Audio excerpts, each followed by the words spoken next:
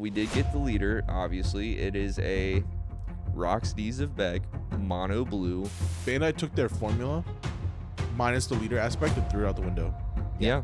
And not only that, it resembles a game that we all know oh so well. Yeah, from early speculation and like what people have told us online and everything, everyone compares Naruto to Yu-Gi-Oh! Heavy. Begs the question, is Bandai creating a monopoly on trading card games? Yo, what's going on, everybody? It's your boy Northside Plow with Pop.1 Podcast. Here with my boy Alexander Valito. Welcome back. And my boy Bryan, Hello. We did it. We're here. 50 episodes of the Pop.1 Podcast. Hooray. It's awesome, man. It feels so good that we're finally back in the seat. We did take a little break, but at the time of that break, we have accumulated so much news. Yes. That it's actually kind of mind-blowing. Insane. This is going to be a great episode. It really is. We're going to go into a lot of the news that has pretty much been going on the past 2 weeks. We're going to be talking about a lot of One Piece. We're going to talk about the Revealed that we got today. We're recording Sunday on OP17. We got our blue leader revealed. Finally. And pretty much the whole deck. And we're going to also be talking about the Naruto card game. Yeah. And are we going to pivot to a Naruto channel? I think that it's going to be here for a long time. Dude, it's going to be awesome. Because I believe that this is the new Yu-Gi-Oh! In the room. Yeah. And we'll get more deep into that and really talk about that. We're going to be talking about some pre-releases that me and Bryan attended and are going to attend coming up and how they compare to one another. We're also going to be doing a recap on the boys here at Pop.1 Podcast. We're going to kind of fill you guys in on where we come from, who we are, and how we ended up in this situation. 50 episodes of the Pop.1 Podcast. This is going to be a long one, boys. Let's get ready and dive into the Pop.1 Podcast. Let's do it. Let's go. Let's go.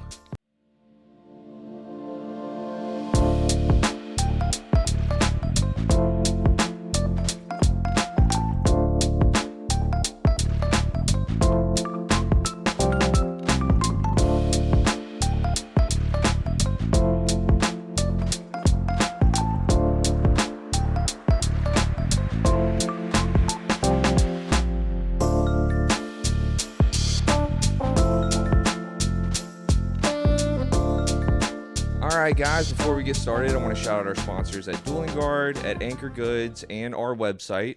We have a website out, and you can go now and pick up the new Ninja Warrior tee. It is a very cool t-shirt. This logo is also really big on the back. Yeah. Got a lot of compliments last night. I went to locals randomly, and everybody's like, yo, what is that? And I was like, it's on the website now. It's on the website now. They said it's there now. I said it's there now. I like the front hit back hit, dude. That's actually it's cool. I thought about putting the logo really big in the front, and then I was just like, I don't think that's that cool. You know, a lot of people like the Hand Shuffle Till You Die t-shirt, which, by the way, thank everybody for picking that shirt up. The shirt will be available. This is dropping on Wednesday. You have 7 days after Wednesday. So when we drop episode 51, we're taking Hand Shuffle Till You Die off of the website, and it'll be gone forever. So if you haven't picked that up, I advise you to pick it up. It looks good. It feels good. Comfort colors. It's a really good t-shirt. Everybody's really loving it. It's a conversation starter because everybody's like, what is that? What do you mean Hand Shuffle Till You Die? I actually just learned that Yu-Gi-Oh! Did they ban that? It kind of like how One Piece did in the East. Yeah. Excessive hand shuffling is no longer allowed. Yeah. Well, for the East though, it doesn't matter. It doesn't matter per se. I guess for the streams that we watch, because like whenever we watch them on stream, they make them use that little card holder. I'm not opposed to doing that. I've used one once, and it's actually not that bad because it reminds you of playing in the sim. You know, that you get to see everything and look. It's okay. But when we're gonna do a frocket. A frocket? A frocket. Like a shirt pocket? Front pocket, yeah. Dude. Yeah, we can.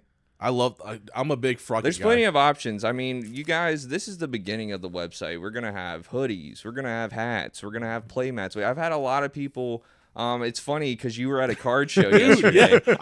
And randomly, one of our old 1K play mats was for sale. Like at our this old card logo show. and everything. Like what? And I'm just like, okay, that's pretty cool. I was looking for the guy that I asked because like it was in a corner booth, and I'm like, hey, who got this booth? And the people that are there are like, oh, the guy left for a second, so I don't know where he's at. Yeah. And all he did was sold play mats. He had like all like Yu-Gi-Oh play mats, Pokemon play mats, and he had that one random. I might know who it is. Yeah. To be honest, I'm genuinely curious who got rid of theirs though. You never know. It could have been an extra one. I did give a lot away on flip decks and stuff like that, and so that, and we'll talk more about the flip decks later if you don't know what I'm talking about. But we give a lot of stuff away at one point, so it could just be one of those things. But really cool to just randomly be walking around and seeing. Oh yeah, I was waiting for him. I was like, and then like I had to leave, and I was like, I guess he's never coming back. I don't know. Well, I posted it on our story on Instagram, and we had a lot of people actually saying, when are you guys selling Pop.1 playmats? And I just said, soon, I guess. So we'll get to work on that. Before we get started into the conversation, we want to talk about something we're doing. Yep. And we're trying to get to 5,000 subscribers. And I know a lot of people watching this video are trying to get their hands on an OP13 booster box sealed of One Piece card game. Still the best box. I think so. Yeah. Well, we did see some reveals today. We'll talk about that. Yeah, we'll talk about that. But while we're here and you're not subscribed, if you're not subscribed watching this, which I think about 50% of our viewers for each episode is still not subscribed, hit that subscribe button. You have a chance to get this for free. I'm also going to throw a couple more swag items in there. You know, you might get some Pop.1 stickers. You know, you might get a Pop.1 t-shirt as well, you know, with to the winner. And we might have, you know, other winners throughout the giveaway as well, like some second place, third place type of things. But somebody is going home with this sealed box of OP13. And every time I look at it, I see an aura of just manga energy coming out. Or is it demonic? It could be the demon pack, you know, trying to take over and say, open me, open me. I am so, you guys don't understand how hard it is to keep a booster box sealed in the studio. Yeah. So hurry up and go ahead and hit subscribe, and you can win this sealed box of OP13. Yeah. I think everybody wants. I think if you like One Piece, even if you don't play the card game, if you're a collector of One Piece, I think this would, say you're a collector of One Piece and like, you haven't really gotten into the card game or whatever. What better way than this is just like your position in the card game for your collection. So subscribe. You won't be called a LARPer. You won't. You might. Yeah, everybody's calling everybody that. We've been called that a few times. We're LARPers. You know? I just really recently heard about that since the Logan Paul shit. Yeah. And I was like, I had to look into it a little bit further. I'm old. I'm not no Gen Z shit. So yeah, you are. Yeah. So all the LARPing shit, I thought it was really funny actually. It is funny, you know, because Logan Paul is like the definition of it, and he's kind of embracing it too. You know. I watched his crash out of a tag. He bought a bunch of Pokemon like Shonen Jumps to tag and try to grade it, and they like were coming out terrible or some shit. I don't know. Oh really? Yeah, and like he was just like getting like pissed off. Well, tag is like the AI grading, you know, like it's and I'm wanting to say PSA has picked up on the. I'm not gonna say AI grading, but they're getting a little bit more deep. And dude, PSI is fucking dog. PSA. Oh, PSA. Yeah, PSA. They are opening a area in Dallas. Yeah. So I hope that helps. Yeah, and they're talking. I think that there was words saying that they're kind of catching up. So hopefully soon we can get our bulk. I heard the opposite. Oh, really? Yeah, the national. I'm not sure if you know about that.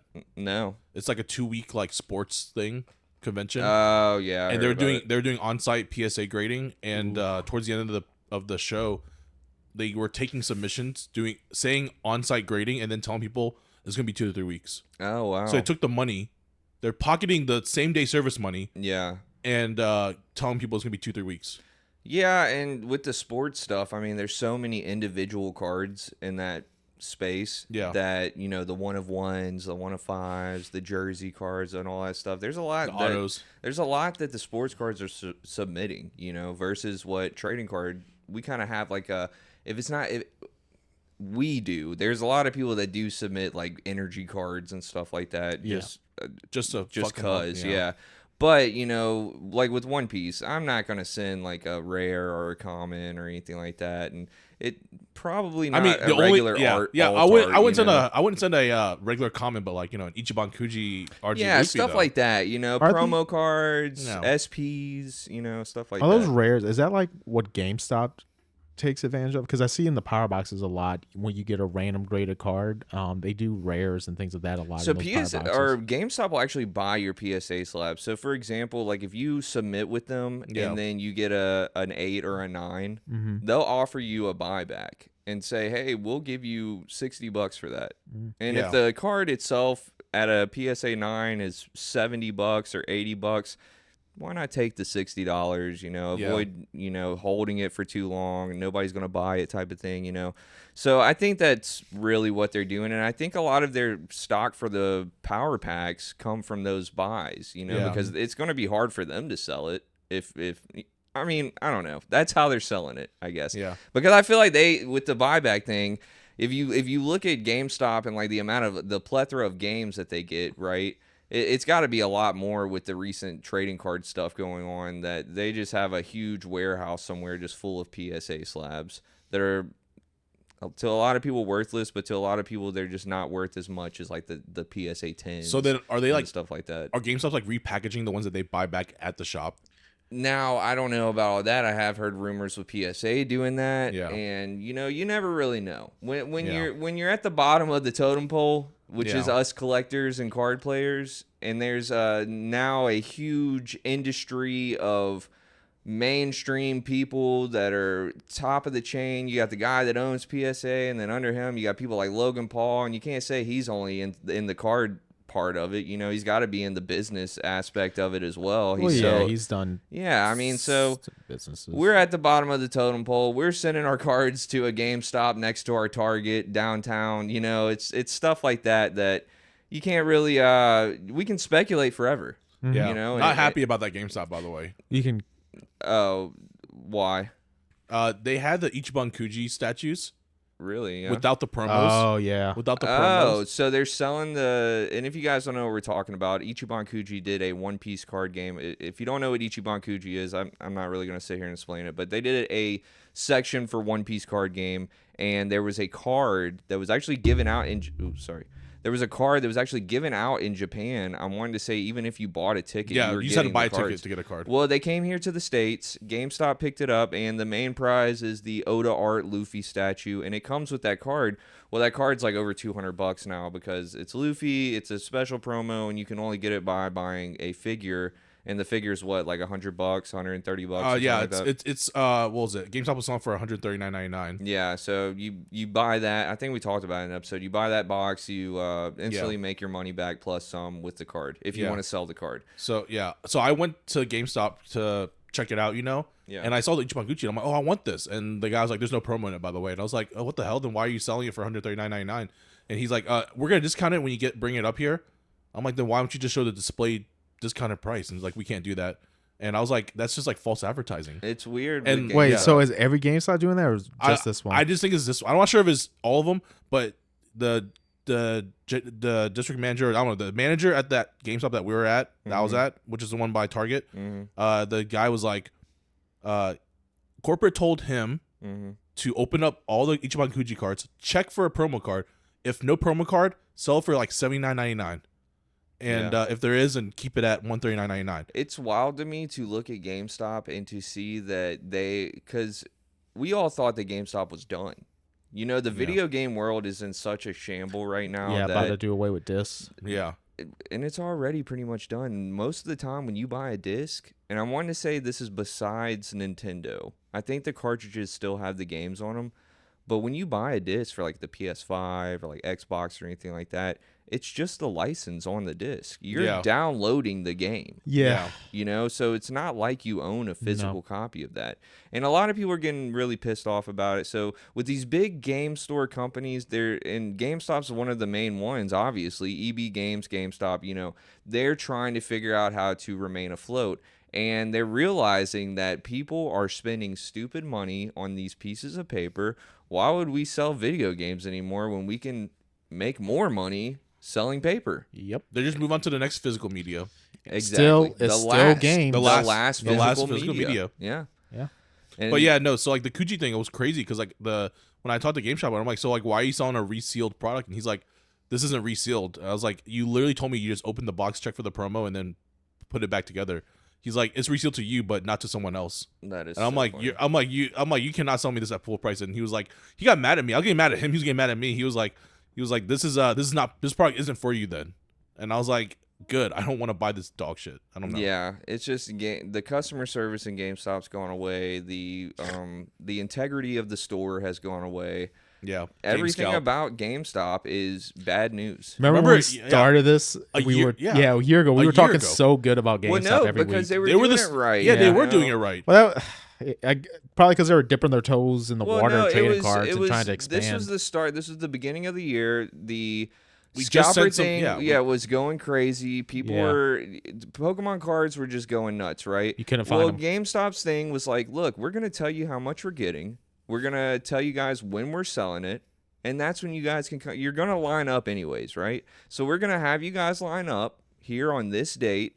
We know how many people need to be in line because this is how much we have. And we're going to organize it. Bring 5 people in the door at a time, let them get their stuff, and then and it was a very smooth process. And then out of nowhere, they're like, "Hey, we're going to add a premium to all of our Pokemon products. $100 ETBs, yeah, stuff like that." And it's just like it started with the Charizard Premium Collection boxes when they were $100 regularly. Well, GameStop's like, hey, we're going to sell them for $200 because we know you're going to come buy them. Well, it didn't work out that way, but they're still doing it, and people are still paying these prices. Ascended Heroes booster bundles for $100, 6-packs for $100. Stuff like that. It's just like, why wouldn't I just get on Facebook Marketplace, or why wouldn't I just go to eBay? Now it's to the point to where it's like, there's no point in me even walking in the store when I can just go online and pay these prices anyways. Yeah. So that's the whole thing with GameStop. I hate to see it, because we all have fond memories of this store. We've been there since we were kids. I remember buying, Jack and Daxter from a GameStop, and that was a long time ago. I bought a Fire Emblem Pokemon games from the GameStop. The midnight releases, the stuff like that, I hate that I've become the type of person, like when Grand Theft Auto comes out, I'm probably going to just do it online because I don't feel like going to GameStop why anymore. would you? You should. Why would you? I wouldn't. You're really just like going there to get the case. Yeah.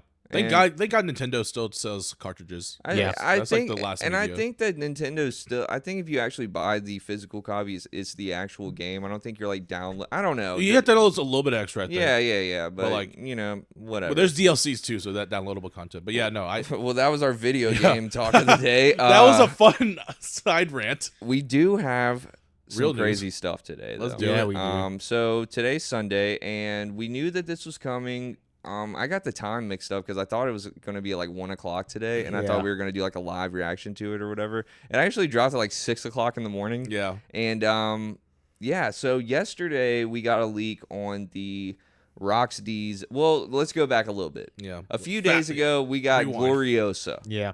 And by accident. That was an accident. It got leaked, and the tag said Rocks Pirates. Well, for the past 4 episodes, we have been speculating on what the blue leader is for OP17. Yep. Everybody was saying Frankie. We had people saying Loki. We had some Shamrock, and that's kind of where I was leaning because it just made the most sense. No. It is what a lot of the other side of the community was saying. It's going to be Xebec. And when we got the Gloriosa, I was completely convinced. I said, okay, there's no way they're going to give any other leader. Newgate's already a leader. Kaido's already a leader. Linlin's a leader. Who else would they give that's a Rocks pirate a leader? Shiki maybe. But I doubt that they would do that. They would not, yeah. Yeah, And a couple days after, we got the secret rare for OP17. Yeah. And it's just flat out Xebec. And it's a 10-12 Yonko leveled card. It's a good card because we're going to go into the leader reveal. We did get the leader, obviously. It is a Xebec mono blue leader. So all the leaders in OP17 were in fact mono-colored leaders. Yeah. Mm-hmm. I still am kind of disappointed that it's not Gunko because this set is sorely lacking on waifus. You got Big Mom. There's like none. They're all dudes and Big Mom. This is definitely the dude set. We are getting another heroine set coming out. Thank God for yes. But this is definitely a dude set. There's all dudes. Yeah. So maybe this will deter collectors then. ain't no waifus to collect. No. Nah, I don't think so, because I think this is a great set for the players. I think the players are gonna have a lot of fun with this set. Yeah, well, it's players for sure, but like I'm saying, like the scalpers. collectors guy. I mean, there's some Luffy cards in here. There's a Luffy card. There's you're right. There's the Luffy card even. Yeah, the Luffy card, and we'll get into that. But let's look at rocks real quick, guys. So we have the rocks. It is a really good manga head. You guys know I love it. It's straight from the manga too, huh? Yeah, straight from the manga. Yeah, it's his introduction. It's good. With this image and HD and everything, I'm still convinced that Buggy is also the son of Rocksteady Xebec. I'm still on that boat. Yeah. I so think... is this the first colorized manga? No, we have seen him colored before. Oh, we have. Okay. Yes. I forgot what it was. Something for the manga. I think it was a Shonen Was it? Jump. Okay. Or I don't remember. We have seen rocks colored before. But if you guys don't know, and if you're not caught up with the manga, it really doesn't matter anymore, because I think this is the first time we're actually getting a character with somewhat of lore introduced into the card game before they are introduced in the anime. Yeah. We kind of had that with the Gorosei when OP13 dropped, but it was like right after they gave us the announcement. We had a little preview from the previous episode, and then it was like, I think it was that same day. I think it was a Sunday we got all that stuff, and then the episode that night like revealed all of them, blah blah blah. So it really wasn't that far. I'm kind of letting the anime build up, so I'm not too sure on where we are, but I'm pretty sure Rocks has not been shown in the anime they're moving yet. forward. I think they're moving forward because like the manga is the definitive way and I agree to that. To watch or not consume a lot One of Piece. people agree to yeah, that, I know. though. Yeah, you know, there are anime only watchers, and I respect it. I was like that for like with JJK, and with Demon Slayer. I'm the same way. I think the worst is the anime only sub watchers. I mean, dub watchers. Dub dub they watchers. wait till the dub comes out. I'm like that. I want to throw up. Yeah, they can. I mean, I watched the dub all the way through, but now I'm just watching the sub. Yeah, I mean, if it's out, it's out. But you can't just sit here and expect everybody to be like, no spoilers forever until you get the dub. Yeah, you know, the information's out there. Yeah. And now it's really out there because they gave us a character that has a huge tie to a lot of this series. Yeah. I mean, God Valley. He's the father of Teach. Yep. And if you didn't know that, sorry, but this is Marshall D. Teach's dad. Yeah. There's a whole backstory behind it. And isn't he he's a Buccaneer, right? was that confirmed? Well, I know, wasn't Teach half Buccaneer? So I would assume that the half part I think so. would come from his dad. I don't know if that was theory or if that was like a thing that was. Oh, like was already, that? yeah. I thought that was like confirmed. Like I don't know. confirmed that. Look, and there's so much information with One Piece. You know, well, he's huge as fucking. He's big. The world's strongest warrior or whatever. World's strongest pirate. They said, right? With him, you kind of learn about the Will of D. Yeah. What's going on with that? There's a lot of stuff. But let's get into the card game. We don't have to go too deep on lore and everything, but let's get into the card game. So this is a 5,000 power, 5 life blue leader.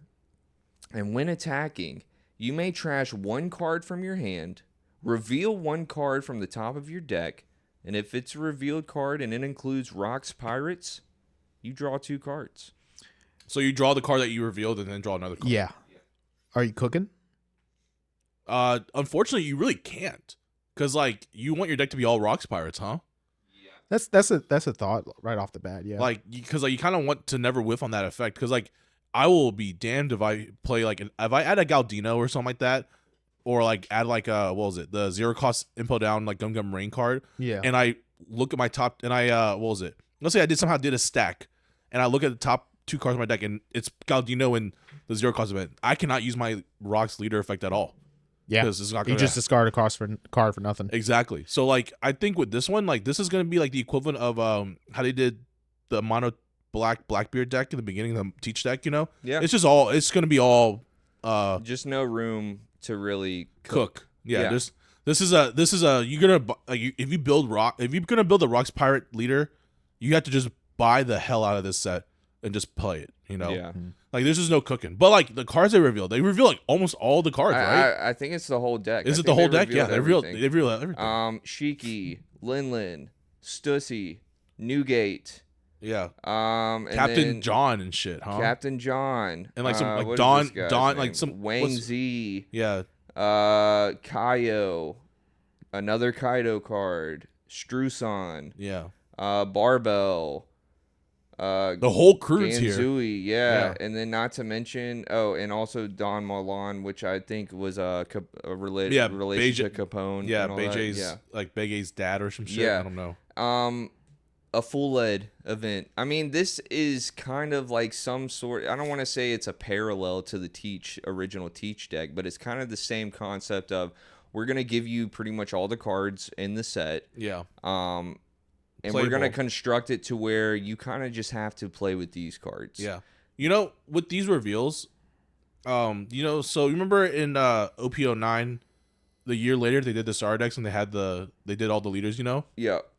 I'm looking forward if they made a Star deck for these Emperors in a year from now. Yeah. How crazy would that be? A Roxy Xebec leader Star deck. It'd be pretty cool. I think that's possible. Yeah. I mean, just based off of how they've been doing it, like I wouldn't be surprised. And like you got even these new round we just got the new Star decks. Yep. Yeah. Even this round Star decks had a Luffy and a Sabo, and we had 3 birds last year. The only one that we're missing was Ace, but yeah. like we got Ace recently, so yeah, exactly. Oh my but they buffed like some other like characters that truly needed it. Yeah. So like I think so. So like I wouldn't be surprised if next year we get an OP what was it? OP17 starter deck. Yeah. Set, like, or not set, but OP starter decks, OP17 starter decks. Get some support for these cards. Exactly. Make them all throw Emu in there. Give Emu some support. Oh, the Emu's got a lot coming, and yeah, with them revealing this, it does give me hope for the future pretty quickly on us getting stuff like that, like Holy Knights and stuff. With what's going on in the manga, you would think we're like a whole year away of what we should be getting. Yeah. Mm-hmm. Now it's like they're kind of breaking the rules a little bit. Yeah, by, I was not expecting. I thought Rocks would be OP18 for sure. Yeah, like if I was a betting man, I would have been like, a Kalshi bet, I'd be like, yeah, OP18 Rocks. Right, let it build up a little bit on the anime and like, or, even before the anime comes out, leak it and stuff. But no, they're just like, we're going to give you guys the whole thing. Yeah.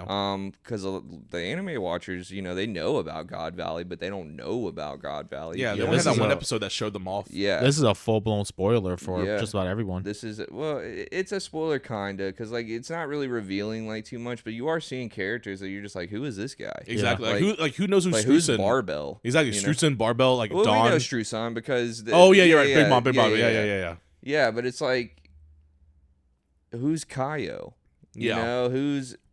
we know Captain John, but who's Wang Zi? Shiki. Oh, no, the movie. Never mind. Yeah, Shiki. Yeah. So we know these people, but we don't know them like that, especially in their younger days. Yeah. And I think it's awesome that the deck is constructed to where you got to kind of just play all the cards that come with it if you want to play the deck. Yeah, the only card I can think of to add to this would be just like Galdino. Yeah, probably Galdino. Like, and then you probably would just play the 3 or 4 copies and nothing else because you don't want to whiff on it ever. Yeah, no, because the gimmick around the deck is everything has a no counter. Yeah. There's no counter. There are 2 events that have been released. They're 0 cost, and they are essentially 2K counters with some more effects on them. Yeah. And there is a stage that pretty much makes every card a 1K. So they live it up to lore, huh? Like every character is like the strongest of their era. Yes, and they're a crew, but they're not really a crew. It's kind of like Teach's crew, to where everybody's a captain in a sense. Teach is the main captain, but everybody else is like on their own journey. They're just all working together right now to, I guess, build the world in their own way. Yeah, and that's kind of how the Rocks Pirates were. Yeah, because I never really equated Newgate to be part of Rock's crew. Right. Like to me, like Newgate was kind of like his own. He was always his own guy. Yeah, but he followed Rocks, and his card effect is like really cool because he was like the only one in the Rocks Pirates that actually like stood with Rocks. Let me find it real quick. So many manga spoils. Yeah, I know, right? So the Newgate basically just says, on play, draw a card. Once per turn, when your leader with a type, including Rocks Pirates, attacks or is attacked, you can trash a card from your hand. You can trash a card from your hand to activate this effect. Your leader gains plus 3K during this battle. And it's a 6/8, vanilla stat line. It's really good. And no counter on it, but who cares? Yeah. Because it's actually a 3K when it's on the board. Yeah. And it turns any card in your hand into a 3K. If you start looking at stuff like this, people will start understanding what the deck is. Yeah. A lot of people are looking at it, and we're not really seeing a lot of reactions yet because it's really new. It's like only like, I don't know, a couple hours old. Yeah. And some people are just like, no counter, this is crazy. But they're understanding the gimmick. This is a gimmick deck. This is the gimmick deck. We thought Shanks was like the big gimmick deck of the situation, which kind of all of them are. Like all of the decks, to be honest, and that Big are coming out, they're all pretty much have to play the cards that come in the set. Now we can cook a little bit, especially with Shanks. Yeah, Shanks you can cook probably the most with. Yeah. And I think Kaido. I think the Shanks might be like one of the harder ones to cook with because like since he uses a lot of like range characters, he's a slash leader. The Perona won't really search too much though, Yeah, like, there's not much that you can search. Yeah, that's fair. But it's just like with this, you look at every card, you're like, dang, this is crazy. It's the same with Shanks. It's like every card that we're getting leaked for Shanks, it's like, hey, this is a crazy effect. Oh, and by the way, we're gonna rest that character. We're gonna rest probably everything on your board. And then with leader effect, you're gonna freeze it. Yeah. Yeah. For the rest of the game. So we're gonna rest that. It's gonna get froze, and then next turn you're gonna play something. Remember, I'm gonna rest that and freeze that too. Remember when we were talking? Like, I'm not sure about you guys, but I was thinking about it for a while. Like, we talked about like ban lists and stuff like that, And for a while, I was like, dude, Borsino needs to get banned. It's just too broken. Yeah, everything about it just reads too broken. But now, like with the Shanks, I'm like, I don't really care. No, yeah. Leave it. These leaders, it's kind of like you just don't care about anything anymore. Yeah. It's a reset. We are getting somewhat of a reset in One Piece card game. And I think every anniversary set should be doing that. I agree. We did get a big reset in OP13. And like everyone that complains about it, I don't get it because like you get to buy a fun anniversary set. Mm-hmm. You get to they make it, more exciting by giving you all these crazy alt arts and these crazy SP hits and all these other crazy things. Like to make it more enticing for you to buy it, so that way you can just stop playing your Pinel, stop playing your Nami and stuff like that. Moving forward, you can really cook like this is like if you were to get in the game, like don't wait till rotation. Yeah. Don't wait till April. Yeah. Buy it during the anniversary sets. Get in the anniversary set. Get the decks. Yeah.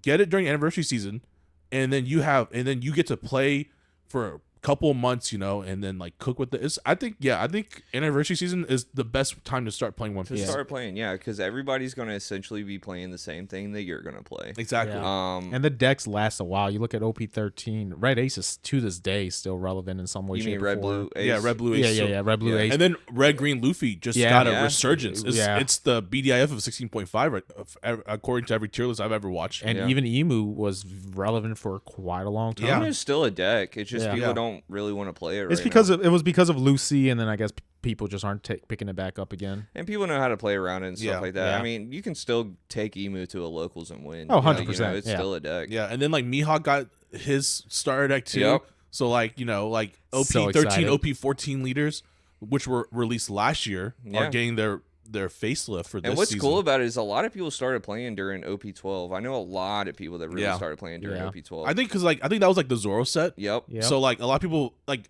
It was cheap and it was good. And it was easy. Well, no, it's not even that. Like a lot of people, like if you were to ask anybody besides Luffy, who's the next most recognizable One Piece character? Zoro. That's fair.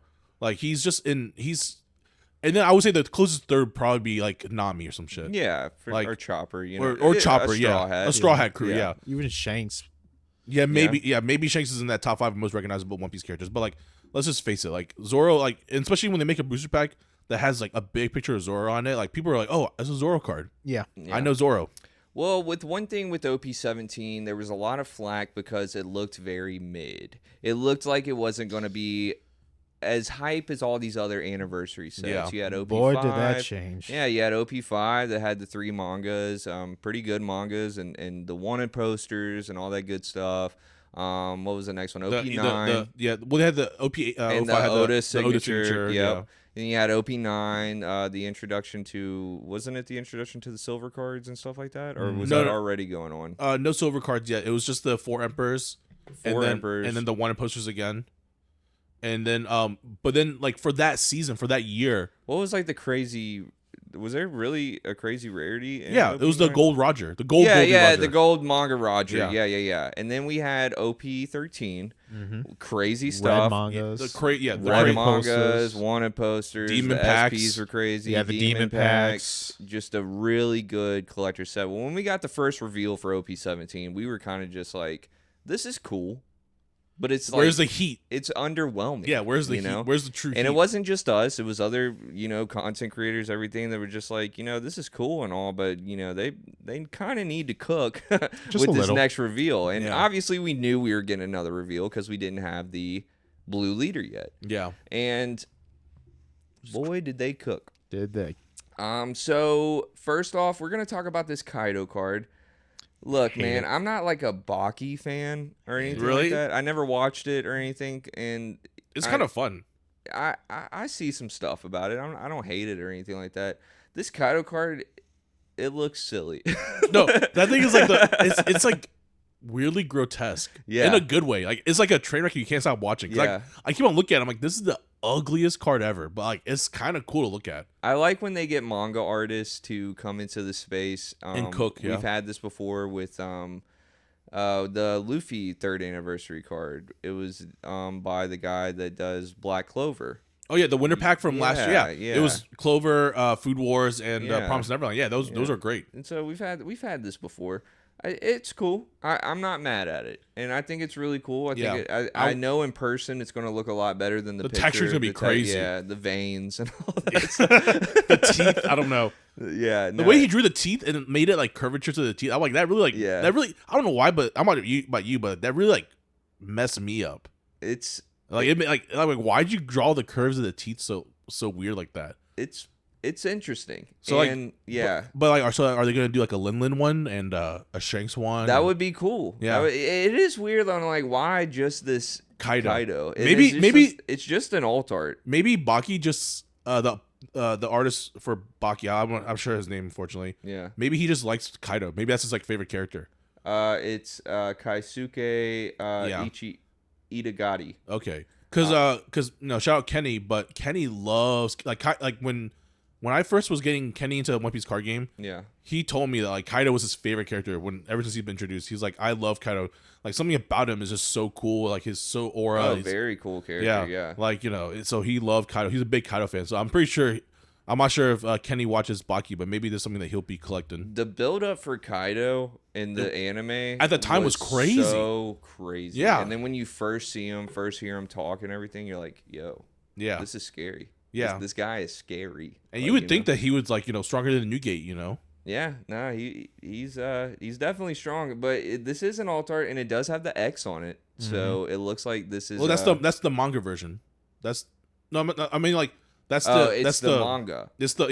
the manga it's another alt art of the manga basically. So this card's getting 3 alts, or is this the alt for that card and then there's the manga? No, they already. I think. Oh wait, is it then? I guess maybe this is the alt. I think this is just the alt for that card. Did they? I don't remember. I have to look we'll have back. to go back and look, but I think this might just be the alt. Okay, that was cool. That's cool. Yeah. But we also have stuff called super alternate arts, and I think like it's weird. It's getting weird with the rarity stuff with One Piece now because you don't know really what to call these things. With the silver stuff that came out, the silver and gold variants that have come out, we have the new emperor or the current emperors with the Luffy, Newgate, Buggy, and Shanks card that's coming out, and they're gold and all that stuff. But now we have this Rox D Xebec, which is the 10 drop, and with the gold foiling, the silver foiling all over it, the whole crew in the background. They called it a super crew, did they? Yeah, they said something with the crew. It's a super crew. They also said right this now is on here. It says Pirate Crew Super Alternate Art. Okay, manga in quotes. So I believe I was watching the video on the reveal this morning, and I believe they said that this is officially the rarest rarity that they are printing. Like the silver cards and the gold cards. I think that they classify in the same realm. Right.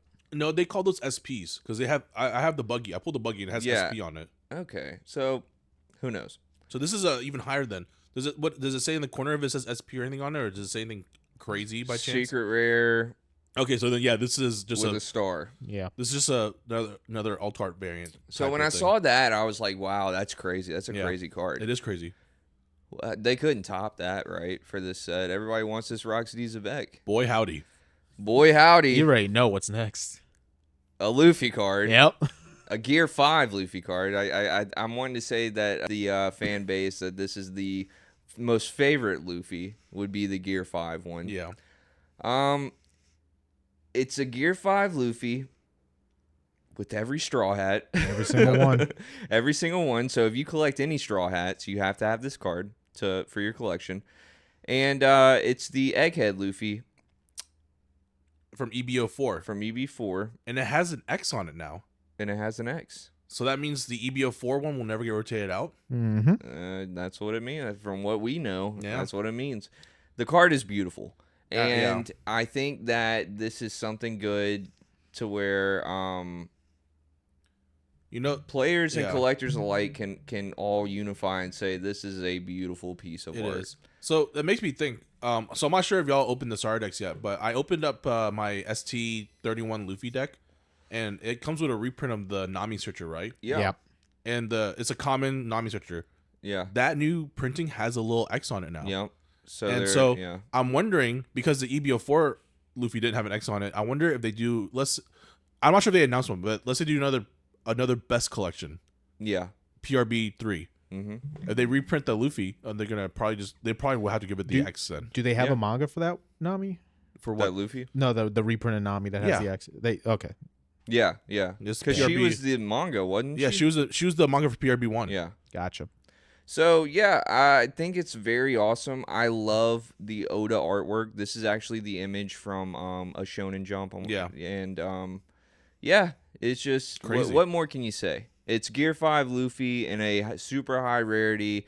Not only him, all the Straw Hats. Yeah, it's the Luffy card. It's the Luffy card. Yep. And this actually, I like the silver Luffy card. I think it looks really cool. But it's always been that same original Gear 5 artwork that we've gotten since we got the OP. I think we called it Buddha Luffy. It's the OP5. Yeah, you call it the Buddha. That Buddha Luffy though was iconic. Yeah, it is. I think this will.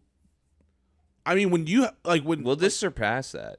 I think so. Like, I feel like ever since people have been clamoring over the Pokemon cameos, these are like the Pikachu that has another Pikachu inside of it. Yeah. I feel like them including additional characters into cards is just a crazy way to make the value of a card go up. And I hate to talk about value of a card because it shouldn't be based on that, Yeah. The more characters on the card should not be the value of how much a card is. But we cannot deny the fact that whenever you have something like this, even if you're a Zoro fan, you want this card because it has Zoro. It has Zoro on it. It has a clean Zoro art. I mean, granted, Luffy is main center stage. It is still by and far a Luffy card. Every single Straw Hat on here looks good. The Sanji. I even liked how they did the Sanji love face. Where he's perving out. You know, but this makes me think something. So the cereal Luffy for this season is the Egghead one. Mm-hmm. So I wonder if they're just making all the cereal prize cards just X's moving forward. It is the Egghead one, isn't it? Yeah. So what was it? That makes me think that will the cereal Zoro get an X leader? Maybe never rotated out type of shit. I don't know. That's a good question, to be honest. Because imagine you have a cereal Zoro leader, and then I think it's OP12 is block 3, so that means in 2 years it'll get rotated out.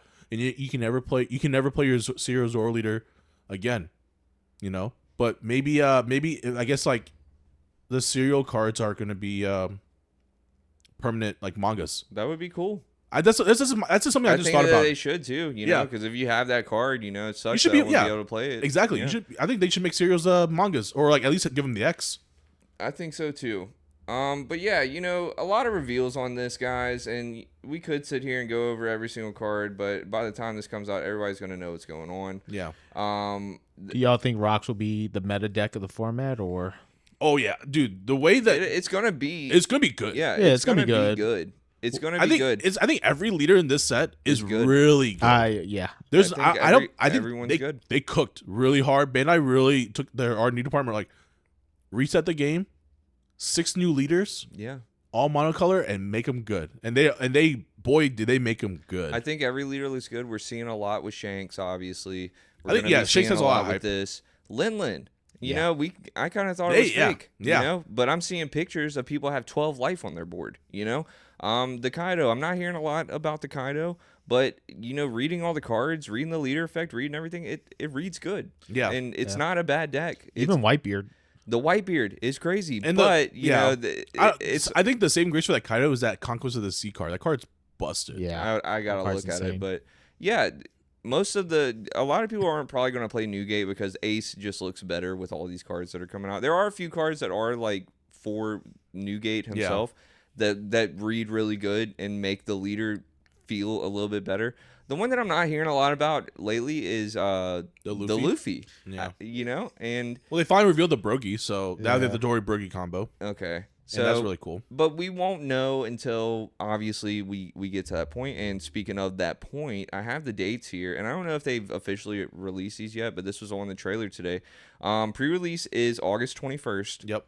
And the official release date, worldwide release date, this is the one, will be August 28th. So it's really cool that, you know, by this time we would already see deck list. We would already see people, you know, cooking up and us getting prepared for what we want to play when this set comes out. We're not getting that this time. Yeah. This is a fresh start. This is a fresh reset for not only us, but the whole world. Mm-hmm. And I think that this set is incredible. I think that today, after me seeing everything, that OP17 is an incredible set. Yeah. What kind of freaks me out a little bit, I'm not sure about you, but our first true event with this will be Nats and Flame Fruit. Yes, that will be our first. And like with that kind of freaks me out a little bit. Oh, I'm not sure if there's a regionals before that or not actually, but Oklahoma. No, OKC's this week, upcoming week.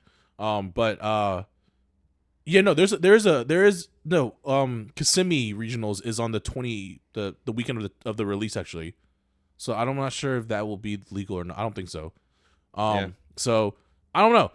I don't remember. I don't really. I know they say like what 7 days after the release date. Is it the release date or the pre-release date? I don't really 100% sure. When everything's legal. Yeah. Wouldn't it be legal on release date? I think it's legal like on the release day. Yeah. Is it? But like the pre-release stuff isn't legal. Yeah. Okay. I don't remember. I don't like because you know. They tell us like weird things at local sometimes, so I'm not really 100% sure. Yeah, we get time. Yeah, that's gonna be such an interesting regional if it is legal. Yeah, because if it is legal for Kissimmee, then that's gonna be crazy actually. Yeah, because we like at least this time with the 16.5 meta, we were able to look at some of those tournaments in Japan because they got it like what 2 weeks ahead of us, but for 17, they got it for 3 weeks ahead. 3 weeks, but for 17 we got nothing. But just fine. Like we're gonna cook anyways, and like people have been cooking. Like yeah, I think I saw a. This morning I saw a Rocks versus Shanks test on YouTube. I saw a Shanks. I thought I saw a Shanks on like a Chinoy's Cup tournament, which is online. Yeah. Sim base. I think Shanks won that tournament too. Oh really? And like second place was of all things purple Luffy, mono purple Luffy. Interesting. And so interesting. With the Kaido stuff. Yeah. I know. I mean, so OP5 comes back to live again, huh? Yeah. Well, I mean, the Kaido stuff. The Kaido stuff is really good. It is. It is. Yeah. Is it better in Kaido? Or is it better in other stuff? Is Pinel coming back? No, wait. Never mind. That's stupid. Never mind. Whoa. I'm sorry. I do want to mention. Don't make me flame you. I do want to mention that every Rocks, big card like the SRs and the rares and stuff, they're pretty generic. Yeah. Most of them are pretty generic. The Newgate isn't. Handful of others aren't generic. But and you know, with the pre-release coming up, I think that it's something that, you know, if you are a new player, really try to get into this one. Yeah. This is definitely for all the people that have ever thought about playing or doing anything like that. Definitely try to get into this. This is gonna be the craziest pre-release. Every time they show a card, like any card, I'm like thinking like Rainbow Luffy's is gonna go bananas. This is gonna be wild. This is gonna be probably the most fun pre-release we've ever had. Not to mention the stuff you get. The Lego Luffy card. Yes. You get that for being there. And not only you get that, you also get the 2 Dawn, the coming together Dawn that is symbolizing us, you know, merging with Japan with the Luffy and the Zoro Dawn, and apparently they're going to be building up on this. It's 10 Straw Hats, so 10 Dawn. You know that the little bear thing, that little bear Dawn set. Yeah. I got one from my buddy from Japan. Oh, okay. And that has a 10 Dawn set. So Josh plays what was it that Oda said one time, that there's going to be 11 Straw Hats by the end of it, or something like that? Luffy at the very beginning of the series says, I want a crew with 10 members, or 10 crew members. So the theory is that there's going to be one more Straw Hat. Yeah, but if we already have 10, then it's not. 10, he's going to have 10 crew members, so 10 plus. Oh, okay. Yeah. So that's what it is. Okay. Yeah, so Loki.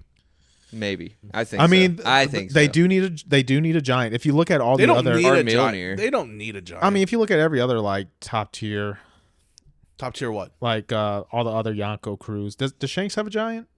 Yeah, or no, he has Oars. Elbaf. Yeah, Oars. He has Oars. Yeah.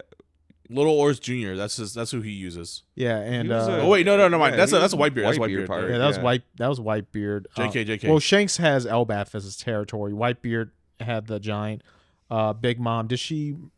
She is a giant. She's half a giant. Big Mom's crew is just too huge. It's just huge, yeah. but she has everything. But like all the good crews, like have fishmen, all that stuff. Look, man, I'm still on the boat.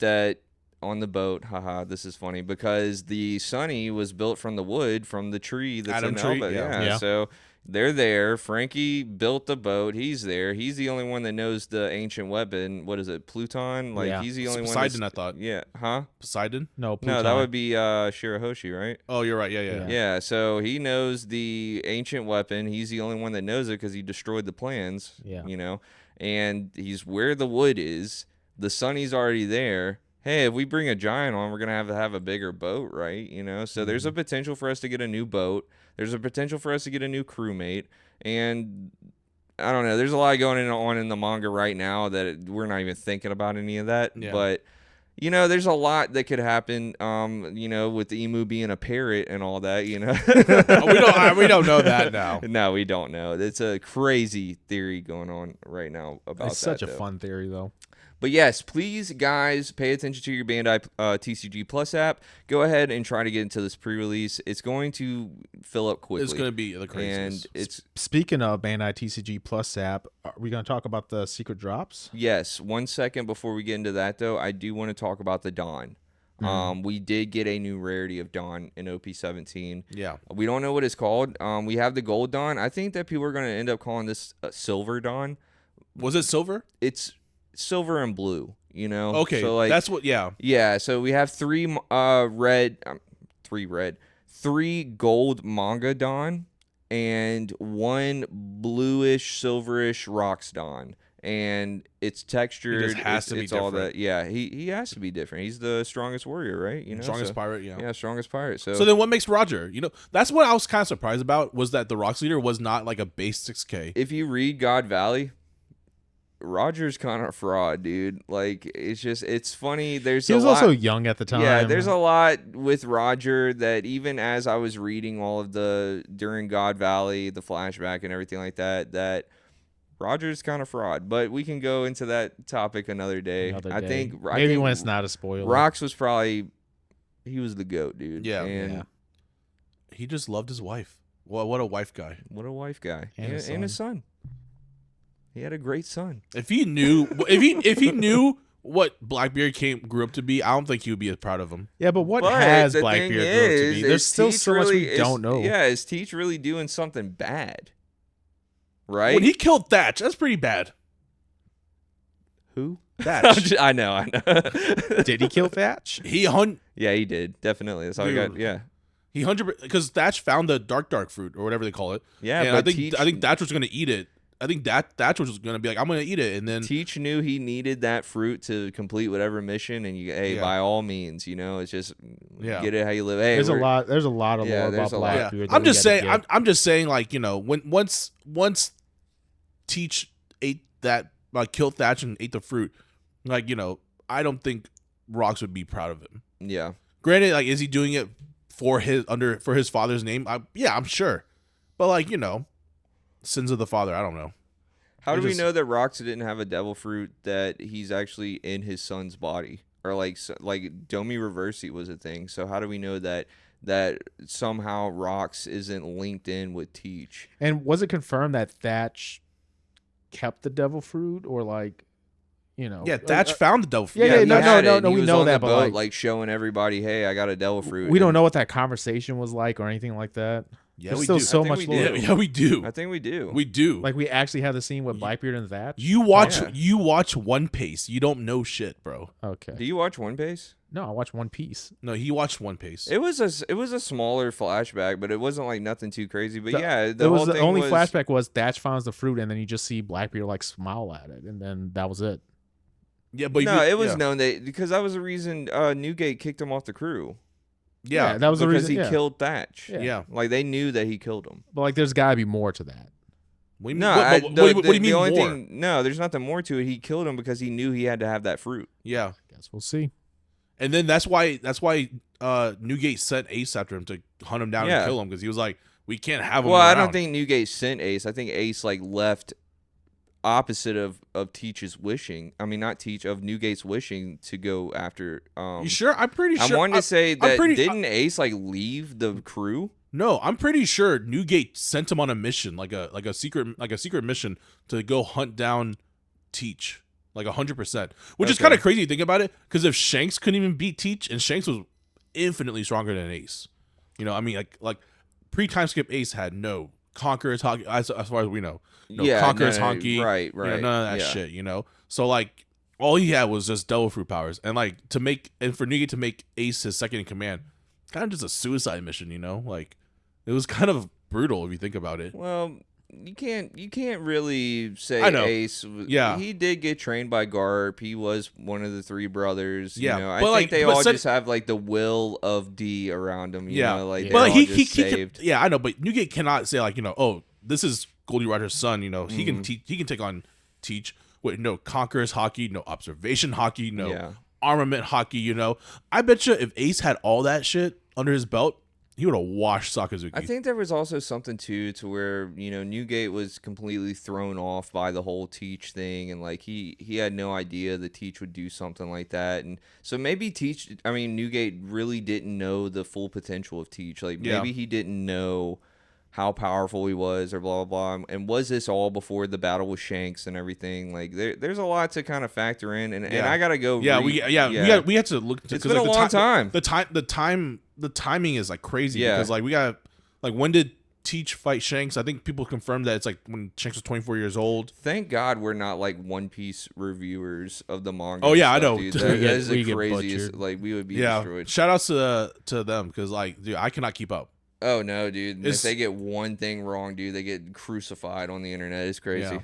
Okay, but yeah, we've had video game talk already today. We've had manga anime talk and OP15. I want to get into another topic. Yeah. How the hell do we keep getting these emails? How do y'all keep getting them? I don't get them worth a shit. So I was listening to TCG Buds the other day, shout out TCG Buds. There we're actually on the same boat. Like, what is going on? Because, and hey, listen, I'm not mad. Because I'm getting these emails, right? Yeah. And Bryan's getting them too. And it seems like the same people in our area are getting them as well. All I know is that Bandai has gotten some money from me these last couple of weeks. Next year we're eating. Yeah. Next year we're definitely I'm getting eating. A package every month from Bandai. But, it does make you wonder. Are me and you on some crazy list to where they're rolling a big ass like 10,000 side die and saying, these people are getting in and these people aren't? Because, and I think that I've like pretty much confirmed, it doesn't matter about the size or how long you've had the account, how much you've purchased through them, all this stuff, because I'm hearing people that have had Bandai accounts, like me and you have like at least 10-year plus accounts. Yeah, I've been shopping I've been shopping on P Bandai for years, trying to hunt rare model kits. Right, and the same with me for SH Figure Arts, stuff like that. Like I've purchased through them way before this card game, way before I was playing Yu-Gi-Oh, before I was even playing card games. Yeah. I've been on this website. And so me and you were always thinking, oh, maybe it's because, we've reached a threshold. We have an account that's, 10 plus years long, but that doesn't explain why regular people are getting it. You have people that have only purchased one folder from Premium Bandai, and they get all the emails. And on the reverse side, we have people that have never ordered anything, and got lucky and got an email. Well, I think you have to at least order one thing. Was it? Yeah, but not for the no. Hey, one of those. I'm not sure which one. If it was the Chinese anniversary or if it was the Three Brothers, but one of them said thank you for being a loyal customer. So yeah, I forgot which one it was. I'm wanting to say all my emails say that. No. I have one that was like, you've been chosen. Okay, so I had one that said you've been chosen to. There might be order. two. Yeah. Different things. Maybe the ones that is like you've been chosen is like the RNG random. And I'm pretty sure the you've been chosen one was for the Chinese 3rd anniversary. Maybe. Because like I remember, I think I vividly remember, the Aesop Luffy promo set was thanks for being a loyal customer. Here's your chance. Here's your opportunity to buy the Aesop Luffy promo set. Blah blah blah blah. Well, they were doing the lottery thing. Yeah. And I wasn't a fan of that at all because I wasn't getting the stuff. Obviously. Yeah. We knew a few people that did get some of the stuff. The chance to buy stuff was kind of tough. Yeah, it was weird. And then I think that they figured that out after the first round because they ended up started to drop things and stuff and making it available to people and everything. Yeah.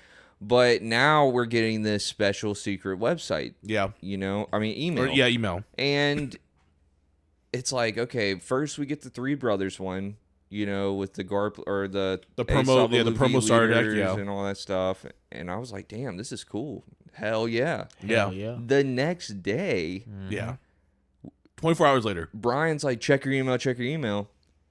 And it's the Chinese, and they've never done this before. They've never brought this to English. It's the Chinese anniversary set. Dude, it blew my mind because I'm like, why is this $100? I'm like, oh my God. Yeah, what is this? I'm like, is this what I think it is? And I was like, yeah. Yeah, it's like, what is this? I'm looking at these cards. Obviously, I saw that it was $100, but I'm to the point where it's like, I don't care. Yeah, I need to hurry up and buy it before it's gone. And you called me. Did you get it? I'm like, I'm still trying to check out. And then I remember you saying, did you see what this is? Yeah. And I'm like, no, what is it? Like, I saw like a Yamato card or something. Like, what is this? Is this crazy? And so I finally got to check out. And then I went back to the page to look at everything. Oh, my God. Yeah. Like, the Dawn itself is crazy. The Dawn, the sleeves. But you get the sleeves, the mat. And then, like, what is it? Like 12 cards, 12, 13 different cards? Something like that. It's a good amount of cards. Yeah. I think it's more than the surprisingly, a lot of it's block 2, and we're gonna get it like right at the end of March. I don't care. No, we're getting it in July. So like stuff is gonna be rotated out by the time we get it. So I'm also wondering, do you think this is gonna be like what we got with some sort of like early access? Since the timeline from when we order it to when we get it is so long. Yeah. I would think that they would, because these are usually like those print to order type of things. Yeah. I'm wanting to say that they're probably going to do a few more waves of dropping this. Yeah, I guess because since you're right, it is a year long. I bet you they're probably mass producing some more of it right now, and they're ready to make a big drop. Yeah. In like around the 6 month mark. So 6 months from now, July. So however that is, like December, I guess. Maybe check the website for the official drop. Now it's not confirmed. Yeah. We don't know. But based off of this is a whole year that they gave us an email, and like we're more used to like what a 5-6 month wait usually for these type of things. Right. So maybe in December, holiday season, maybe they'll be like, hey, 3rd anniversary Chinese set, come get it. Yeah. Mm-hmm. First come, first served. First up. Yeah, exactly. How they usually stuff. Now the email stuff's cool, but they have been dropping things on the website that have been dropped multiple times in a short period, which would be the Elbaf Luffy, the 29th binder. anniversary, and it comes with 8 copies of this card, in 2 different rarities, a gold copy and then like a foil copy, and they were limiting it for only 2 per account. Yeah, 2 per account. That's got to flood the market though of that card, huh? Yeah, I think so because they dropped it again, and even me on the same account. Usually on the same account, if you've already ordered your limit, like you automatically get a button that says you've. You can't get any more. So I get on, it pops back up on the website. I get on there and it says place pre-order. Well, I'm gonna try, right? I would rather go all the way through it and then them send me an email tomorrow saying, hey, you already got this. Sorry, we're gonna send you your money back or whatever. Yeah. No. So at this point, I'm at 4. The next day, it goes back live again. And they let me order 2 more. I have 6 on pre-order right now. Yeah, I also have 6 on pre-order. And me and Bryan aren't the only ones. There's a lot of people that we know that have 6 on pre-order. Yeah. And it's like, okay, cool. This is a Luffy card. And from the looks of it, they are making millions of this one card, you know? Like, a lot of people are getting this card. Well, you know, could this have been what was it? A call to action to what happened in Japan? What happened in Japan? So this promo came out in a Shonen Jump, right? Yeah. And when I say it, like, made people super mad, because there was like there was one chapter of like it was like the last chapter of a manga in that Shonen Jump, you know, and people wanted to buy it just to read the last chapter too, you know, and they couldn't even read it because people were scalping it because they put a card in it. They put a card in it, yeah. So was this a call to action by Bandai to be like, all right, shout it, like, you know, hear us out, like. Because from what I heard, like, they even canceled another Shonen Jump collab promo card. Oh, really? I think it was like a Yamato. They said that they were going to put in a Shonen Jump, and they canceled that. So, like, is One Piece getting to the point where scalping these Shonen Jump mangas is just too much, and they're like, screw it, just flood the market with these binders, you know? Yeah, because you have, I mean, even me, I have the Chopper coloring book.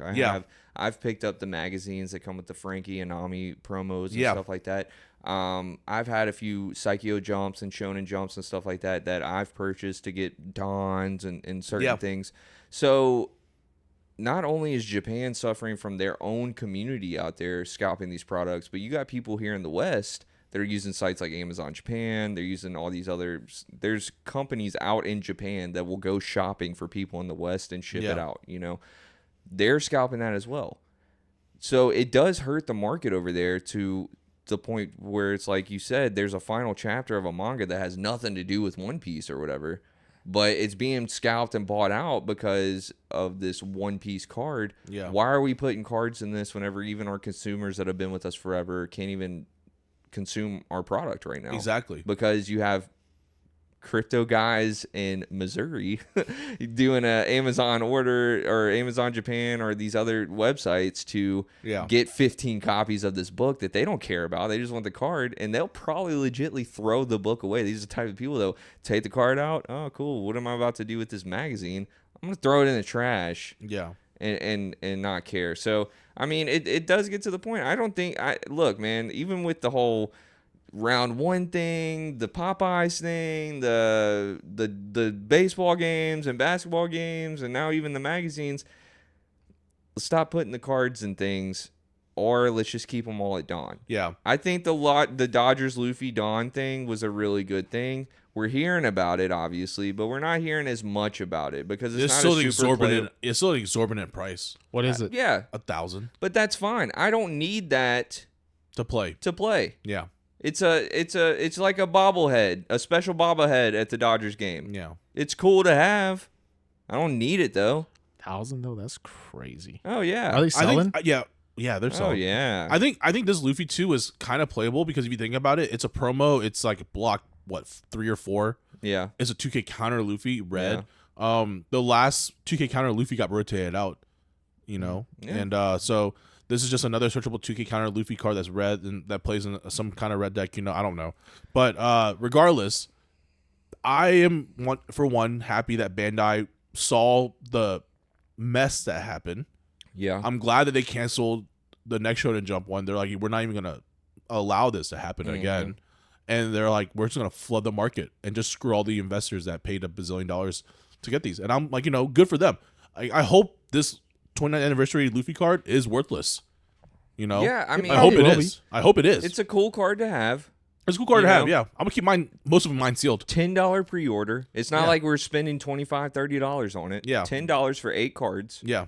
Yeah, I think it's cool. And you get a binder. Yeah, you get a little binder, a little display of it. I have 6 of them coming in, so that's a lot of cards.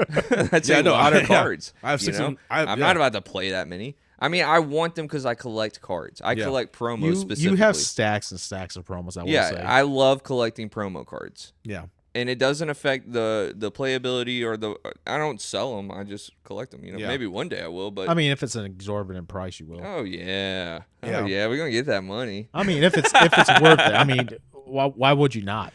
Nah, I get it. If I had a stack of those Dodger Dons, I would sell them. Well, it goes back, with that, does that help the scalping? No, because our structure decks are getting scalped. Which is crazy. Yeah, it's dumb. And this is like kind of the only flack I have with the structure decks is putting the new cards in. Yeah. And that's the only way you can get the cards until they reprint them. Are you seeing I've seen a couple videos where they're opening these decks. Let's see if we get a God deck. I'm like, no, they don't. The funniest shit I saw was on Facebook. This guy was like, "Is there any hits in this Katakuri starter deck?" It's like, and yes, I was like, open it all. Yeah, we're like, oh wait, that leader you got, dude, it's worth $20,000, dude. You just won. You did it. I love the comments because people are like, either they say scalper or like they're like, yeah, dude, totally. Like there's a bazillion good cards in there, and they're like, the guy's like, comment, really? I should open this? And it was like, yeah, dude, what the fuck? It's crazy, bro. Like, do a little research, funny. I guess, before you buy something. OP16. I mean, you got people in the Facebook groups selling structure decks for $30, and it's just like everybody in the comments like, bro, are you really like trying to scalp this for $15? Like, you're not even gonna make 15 because you paid 15 for it. You're not even gonna make $15. Like, you got to ship this to me. And it's not in like an envelope, you gotta, and you can't just put this in a bubble mailer. Yeah, like, it has to be like, you got to put it in a box. It's going to be at least $5 to $7 to ship it. You'll neg $2, $3. Yeah, $4. you're not making any money. You look dumb, dude. It's like, stop buying things because it says One Piece on it. I mean, that's weird advice to say. But I advise everybody to never buy anything they don't know anything about. And I'm glad the illustration box promos were dog shit too. Yeah, I'm not hearing a lot about them. Yeah, like nobody. Like, I mean, Shockey's really good. The Rayleigh's pretty cool. They're good arts. If you play Boa, these are really good structure decks. Yeah, these shouldn't be scalped. And if you're like the 10 red Trafalgar Law players, you're eating good with the Shout Kid and Killer. That's so funny. But yeah, man, stop buying the structure decks if you don't play the game. You don't need them. There's nothing like in them. You say that's that until they bring rich. out the God decks. They're not. There's not God decks in this. These are not about the next set that they. They only do God decks for the EX ones. Yeah, the like special ones. Like these are reprinted starter decks. And they've only done that one time. Oh yeah, you're right. Was the Luffy not? Yeah, God the deck? Ace. No, the Ace one was the only one. No, but that came with the pack where you could get the Nami. That was like $80. The Luffy. Like, no, but like, what was it? I guess like, what was it? Because Gundam started having God decks. Well, Gundam started out the game the gate with God decks. I feel like Bandai was like, oh, this is a great way to really make a lot of good money, So that's why the Ace and Luffy one started the God decks. I know people that bought way too many Gundam decks. Speaking of Gundam, I went and tried my first pre-release. Yeah, I went and tried the game after we've been talking about Gundam since it came out here. Bryan Ha's first episode was episode 3. Yep. Right, and we talked about the Gundam card game. I love Gundam, and it's been a topic here. Since we've talked about it. And Brian's been begging me to play it for so long and at least try it out. I want more content on the channel, but... Yeah. Oh, speaking of, you guys go check out Bryan Ha's latest little video he did at the pre-release talking to some of the players. We put that out last week to kind of give you guys something, because we didn't have an episode out. To whet your appetites. Yeah, so go check that out.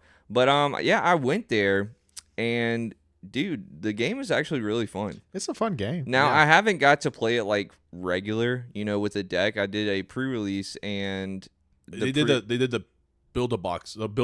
So it's a box, bro. That you get. Do you know about this? So it's a box, and it comes with almost every reprint from the structure decks, like a huge deck, like the good ones. Yeah, the first 4 this big. Huh. And at the pre-release, you get 4 packs in it, and you also get a EX base, the EX race, which is really cool. Yeah, and the box is collectible. The box is like the One Piece card holder boxes that you can buy. You know, the ones that you can fold up yourself. The card storage boxes, they're really nice. With me going to this pre-release, I almost have every staple in the game, which I've never seen that in a card game ever. Like, imagine if like with Yu-Gi-Oh, like early Yu-Gi-Oh, you just go to a pre-release or whatever, and they give you every staple in the game. Yeah. It took It took Konami 27 years to make a starter deck that had all the good reprints. Yeah, so 27 years with this, and then it's kind of like the One Piece pre-releases where you mix all the colors up, and it doesn't matter about color or whatever. And I got to learn, the mechanics of it, and I think that the game's fun. Now, my opinion on Gundam is I think that Bandai card games have like a tier list now. Yeah. And it's more like the very bottom, which are either very old games that are still kind of pushing or games that didn't like pop off. Yeah. And then you have the mid tier, which I put Digimon and Gundam in that tier. They're never going to get, they're good games and they're still holding on and they're still printing and selling product. You're going to get flack for calling Gundam mid-tier. It's not a bad thing. Yeah. But it's never going to get to the level of One Piece. Gundam is Bandai. Isn't that contradicting to what we said in the past, though? How we go to Bandai Card Fest and the Gundam line is the only one competing there's a lot of players. There's a lot of players. There was a lot of Digimon players. Yeah. There used to be that much, though. In the beginning, there was arguably more Digimon players than there were One Piece players. Like, there was a lot of players for Digimon card game. I honestly believe the Digimon card game was the boost that Bandai needed to get where they are now. To invest into all these new card games. So, Digimon had a history. Yeah. It's still going. Digimon was a good game when it came out. Gundam popped off, but I don't think it popped off in the correct ways as it would be to be a big card game like the One Piece card game. A lot of the reasons that a lot of products is selling out is the scalper stuff. These are beautiful cards. These are very, very beautiful cards. And there are cards that hold a really big premium. Yep. You know, you got some cards even in GDO 5 that are higher than manga cards. You know, they're expensive cards. So I'm not saying it's a bad game. I'm saying that it could be better. Put it this way. It could be better. Me as an experienced card player had a good time because I know how to play cards. But would you play it consistently? No. This is not a card game that a new player can pick up and enjoy it. Unless they really enjoy Gundam. Yeah. That's a thing. But if you don't enjoy Gundam and you're not really savvy to the card space, you're probably not going to enjoy it. I say that if you do play card games, like if you play Magic or even if you play Yu-Gi-Oh or even if you play One Piece, to give Gundam card game a try. Yeah. This is easily my second game right now, but it might be my third game moving forward. Yeah. Which we might have to talk about after we take a break, probably. Yeah, I agree because I, too, am looking forward to playing that card game in the near future. Yeah, so I guess we'll see you guys after this short break. Let's do it. You spend hundreds on booster boxes, trying to pull the card that you've been chasing for so long. But all you end up with is a bunch of commons and regrets. Well, make sure you head on down to Pop.1podcast.com. Guaranteed hits, zero bulk, and every tee is a 1-of-1 pull rate. The only pack you can't lose. We have many different colorways with the neon logo that you are oh so familiar with a special limited drop. And shuffle till you die. 1 year of the podcast, one website, one shirt. At a short print run. No reprints, no revival set. Once it's gone, it's gone. While you're down there, hit the email buttons. You can directly email Alex for Read the Room, sending your stories from all your locals and other TCG journeys. Or go ahead and send your deck to Bryan Ha, the deck doctor, and let Bryan resurrect your busted deck list. Pop1podcast.com. Check it out and stay in the loop. These shirts are not tournament legal yet. All right. Sorry for interrupting today's episodes, but we need to talk to you about your leader cases by ANGKOR Goods. Yes, ANGKOR Goods. Each leader case by ANGKOR Goods is designed to fit perfectly in your deck box, tournament legal, and features characters from your favorite animes. Use the link down below or use code POP1 at checkout to get 15% off your entire order. And thank you, Kevin and ANGKOR Goods, for sponsoring today's episode. Now back to the show. All right, guys, welcome back to episode 50. Yeah. It's already long. Yeah. But shout out to everybody that's still here riding, shout rocking out OP17. with us. Yeah, OP17 is going to be fun.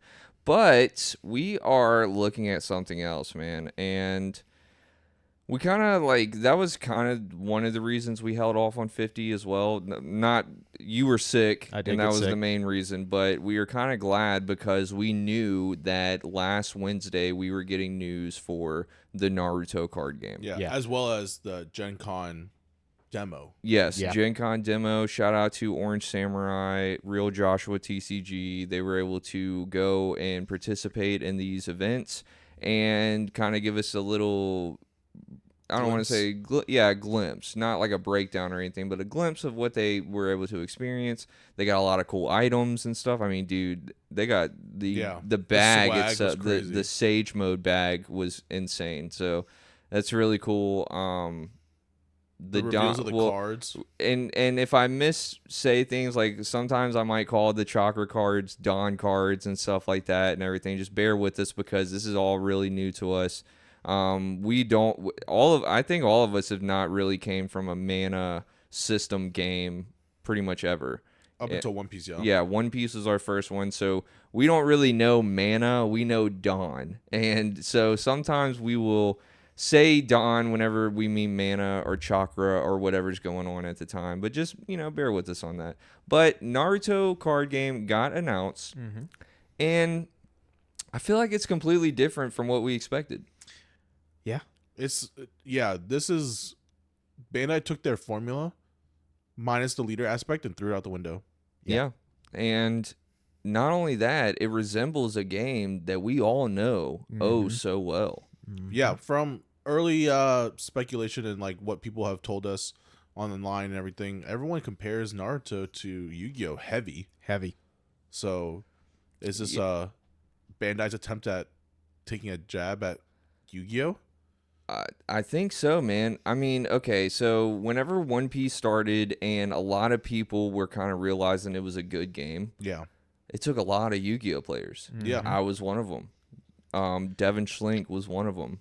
Danny was playing One Piece with us and stuff, and there's a lot of people not only on the professional side of Yu-Gi-Oh, like professional players and everything, but like even commentators and stuff like that. They were actually, I was seeing them at One Piece regionals and things. I know YCS commentators are commentating on One Piece events now. Yeah, so it was a big shift, and I definitely knew, I could feel it myself, that Konami felt the impact.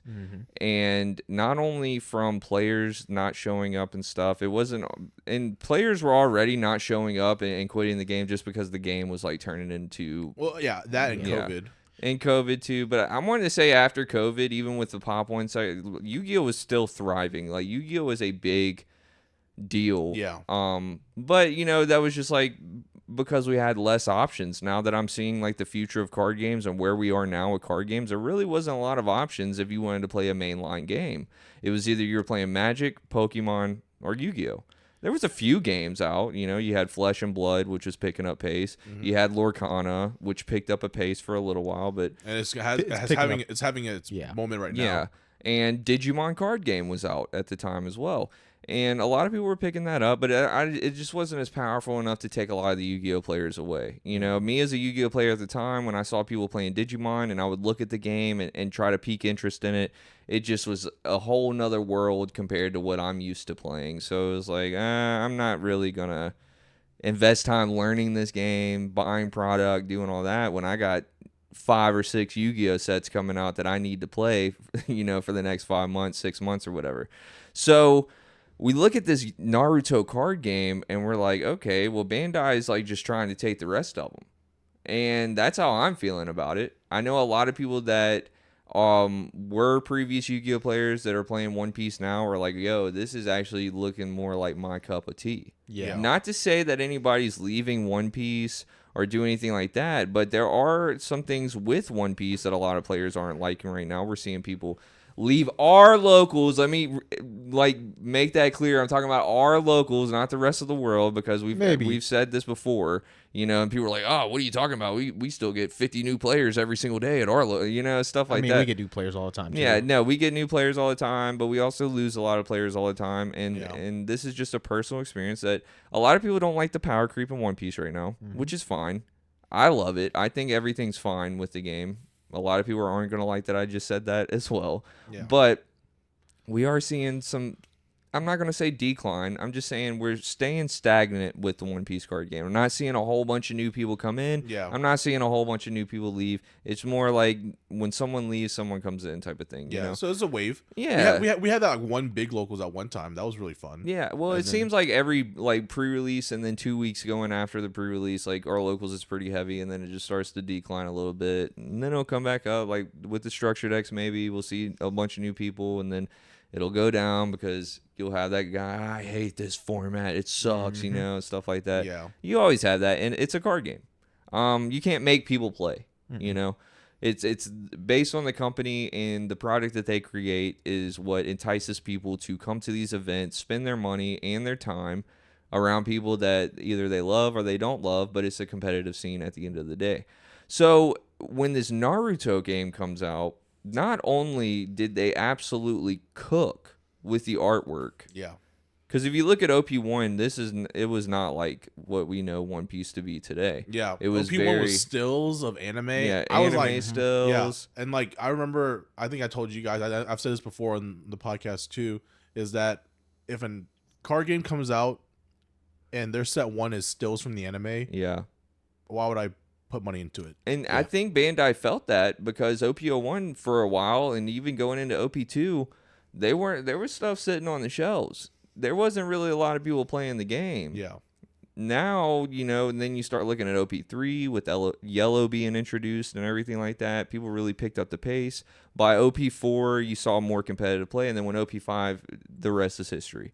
With Naruto, they're right out the gate with beautiful artwork from a lot of the artists that have actually done art for the One Piece card game. Yep. Peach Momoko. Yep. We all know. Tsunade. That Tsunade card, I don't even know what it does, but I need I think four it's of just a them. vanilla. Yeah, fine. Good. Doesn't matter. It's beautiful. Doesn't matter. It's the goat drawn by the goat. It's so, all right. She posed just like the boa. Yeah, so why wouldn't you have a boa and a Tsunade PSA 10 sitting on your shelf? He's got a point. No, he doesn't. It is a point. I think that those cards look beautiful together, and I think for me as a player, if I'm going to be a heavy player in Naruto and I'm a heavy player in One Piece, I think those are two monumental cards to have next to each other to show your love for what Bandai's doing in these cards. I think you guys are just gooners. How about that? Hey, listen. Tsunade, when I first saw that cover of her laying on that bed and Naruto in the front, it changed my life. But that's another story. That's another story for another day. But I will admit the cards do look. I mean, these are just the sample cards because like when they did this for Gundam 2, when they did the release, some of the art did get changed. So, but so far, like everything looks crazy, and no, the game looks really sick. Yeah, the game looks sick. And I think that was a lot of people's main thing with it. Yeah, yes, we get nice cards. Cool. Yeah. Thank you for showing us. Digimon has nice cards. Dragon Ball has nice cards. Gundam has nice cards. The cards do not define the game. They do with the words that are on the cards, but the artwork does not define the game. Then we started seeing gameplay. And this was all same day. You know, I thought that maybe that day with the release of the cards, not to mention we're getting manga cards, we're getting all this cool stuff. It is a leader-based game. There is Boruto confirmed stuff in here, so it's not just Naruto, so a lot of different flavor in the card game. But the same day, we're already seeing gameplay, we're already seeing cards and effects, and we're seeing phases in the game on how it's played. Yep.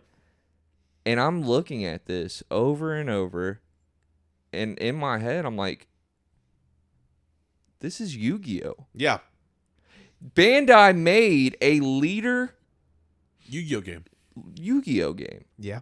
With a mana system, in a sense.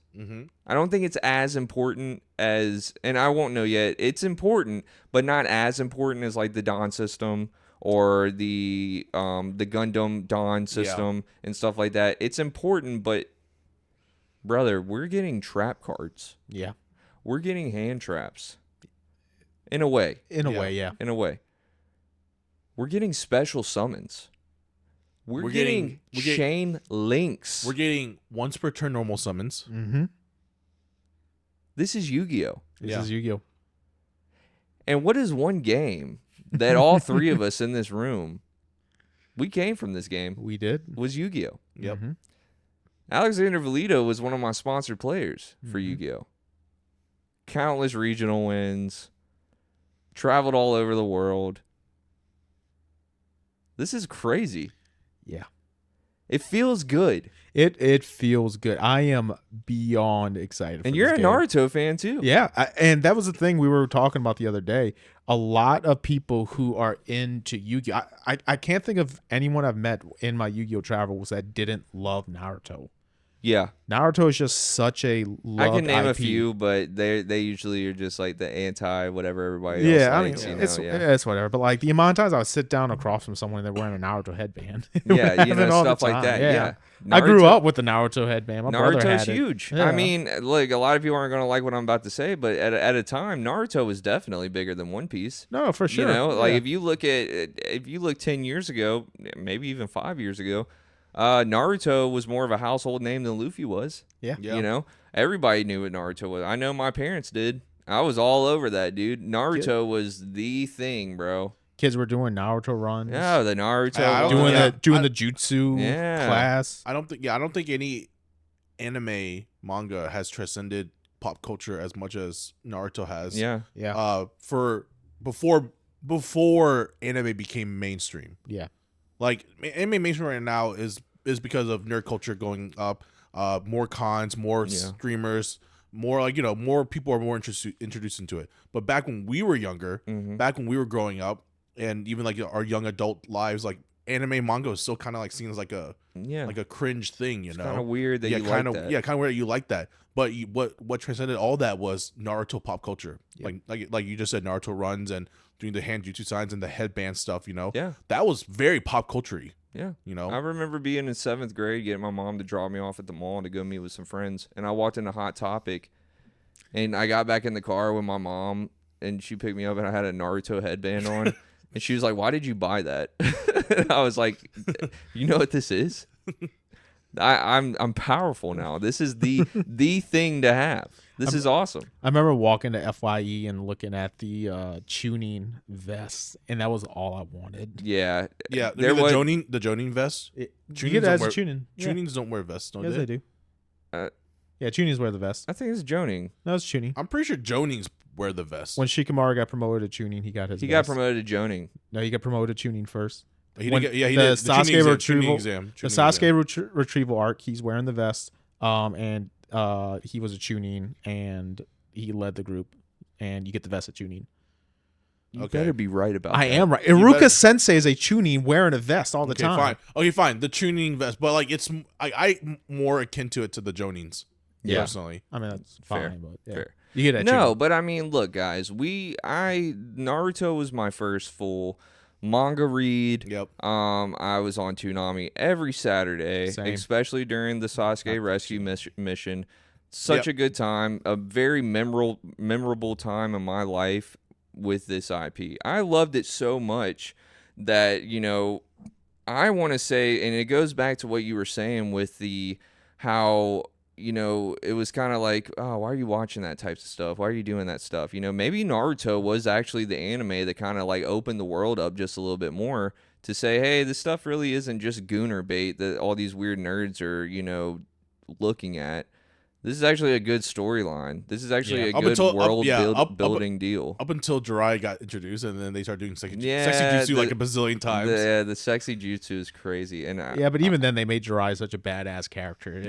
It made up for it. Yeah, we didn't know that until like later on. Yeah, no, we didn't know it till later on. We didn't know much about the three Sannin, Orochimaru, all that stuff. Tsunade, Orochimaru, Jiraiya.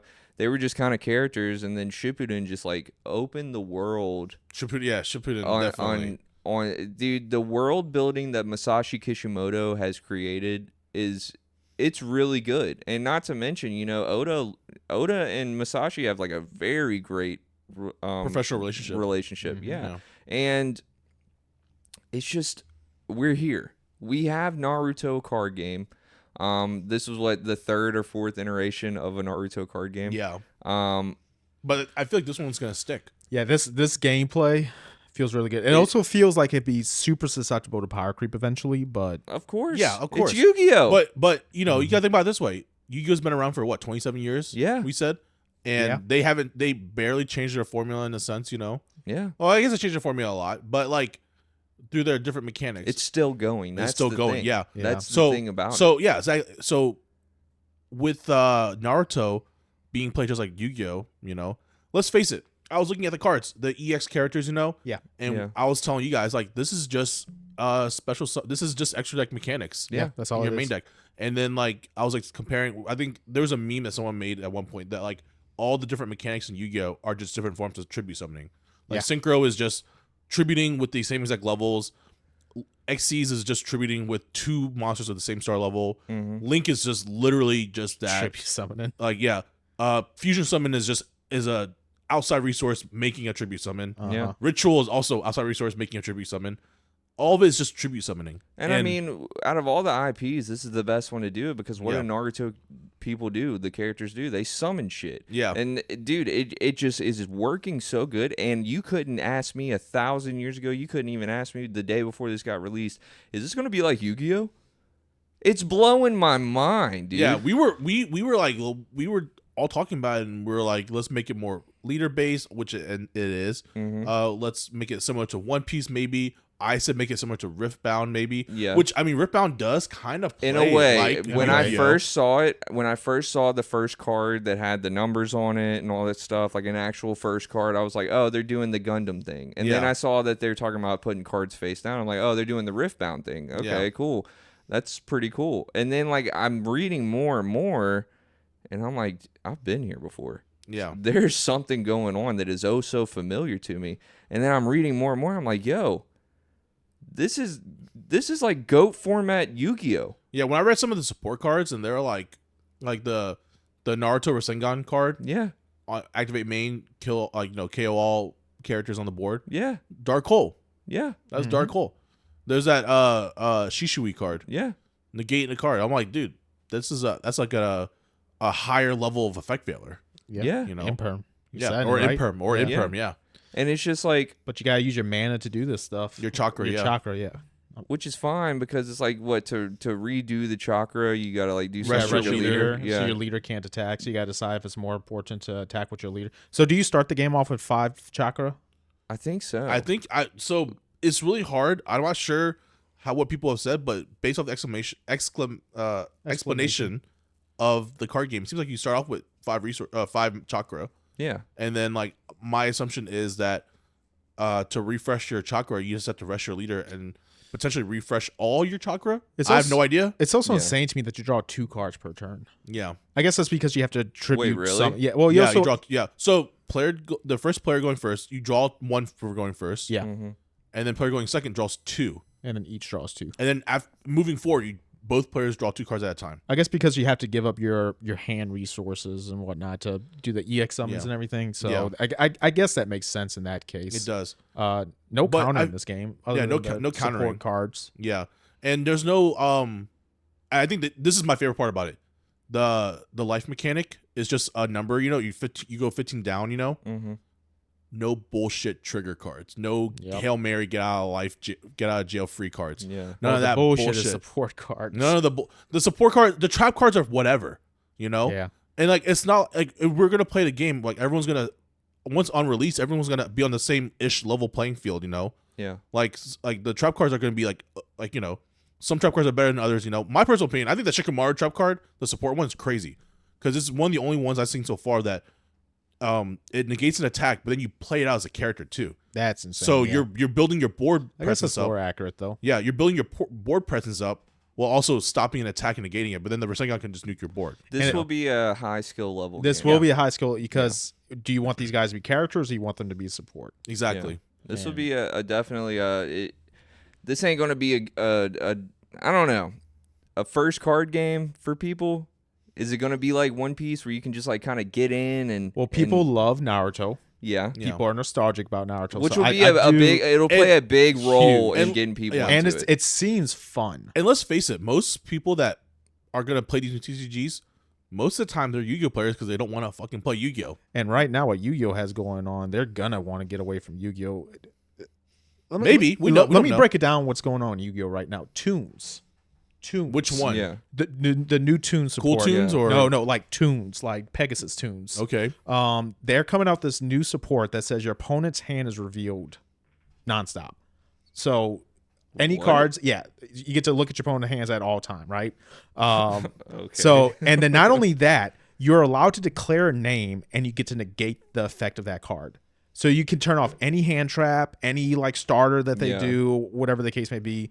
I've talked to a few friends already that are saying because of tunes, they just don't want to play this next format. And Naruto's coming out at a relatively perfect time. We still have a year. Yeah, but even still, this is going to allow these Yu-Gi-Oh players, because this is why I quit Yu-Gi-Oh, right? It's up and down. It's up and down. You just have one of the best formats ever in Yu-Gi-Oh. Now you're about to have a really toxic format.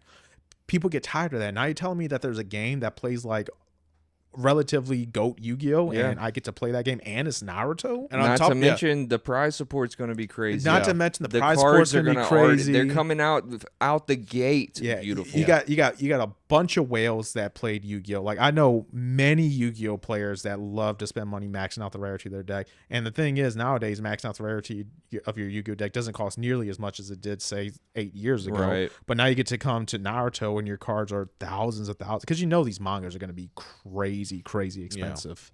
And I just feel like Bandai really cooked with this one. I agree. In terms of like, what was it? It was funny because Tyler in the Discord was like, only second player gets to mulligan. That must mean going first is really broken. And as a former Yu-Gi-Oh player, it's like, going first. Going first is extremely broken. Yeah. So being able to do your first normal summon before your opponent can do anything, being able to set your trap cards first. Yeah. Being able to do all that stuff. Going first is inherently broken in Naruto. So are you able to EX summon like more than once per turn?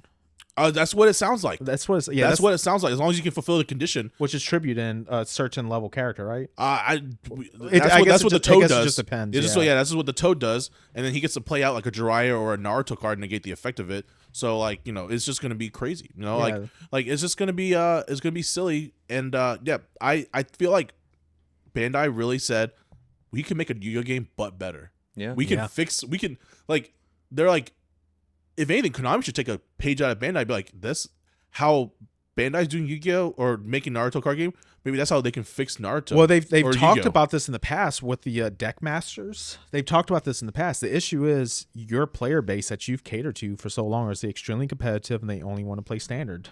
Not many people are going to want to play these alternative formats. The Yu-Gi-Oh thing, they were way too late with the format stuff, like having and now there's way too many formats. Yeah, if that makes sense. They only support Genesis and Standard. You have and Master Duel and Master Duel. And Master Duel. So it's just like and Master Duel is such a big waste of time when it's just like you guys could give us Standard on there, you guys could give us Genesis on there, you guys. It's literally the easiest thing to do, you know.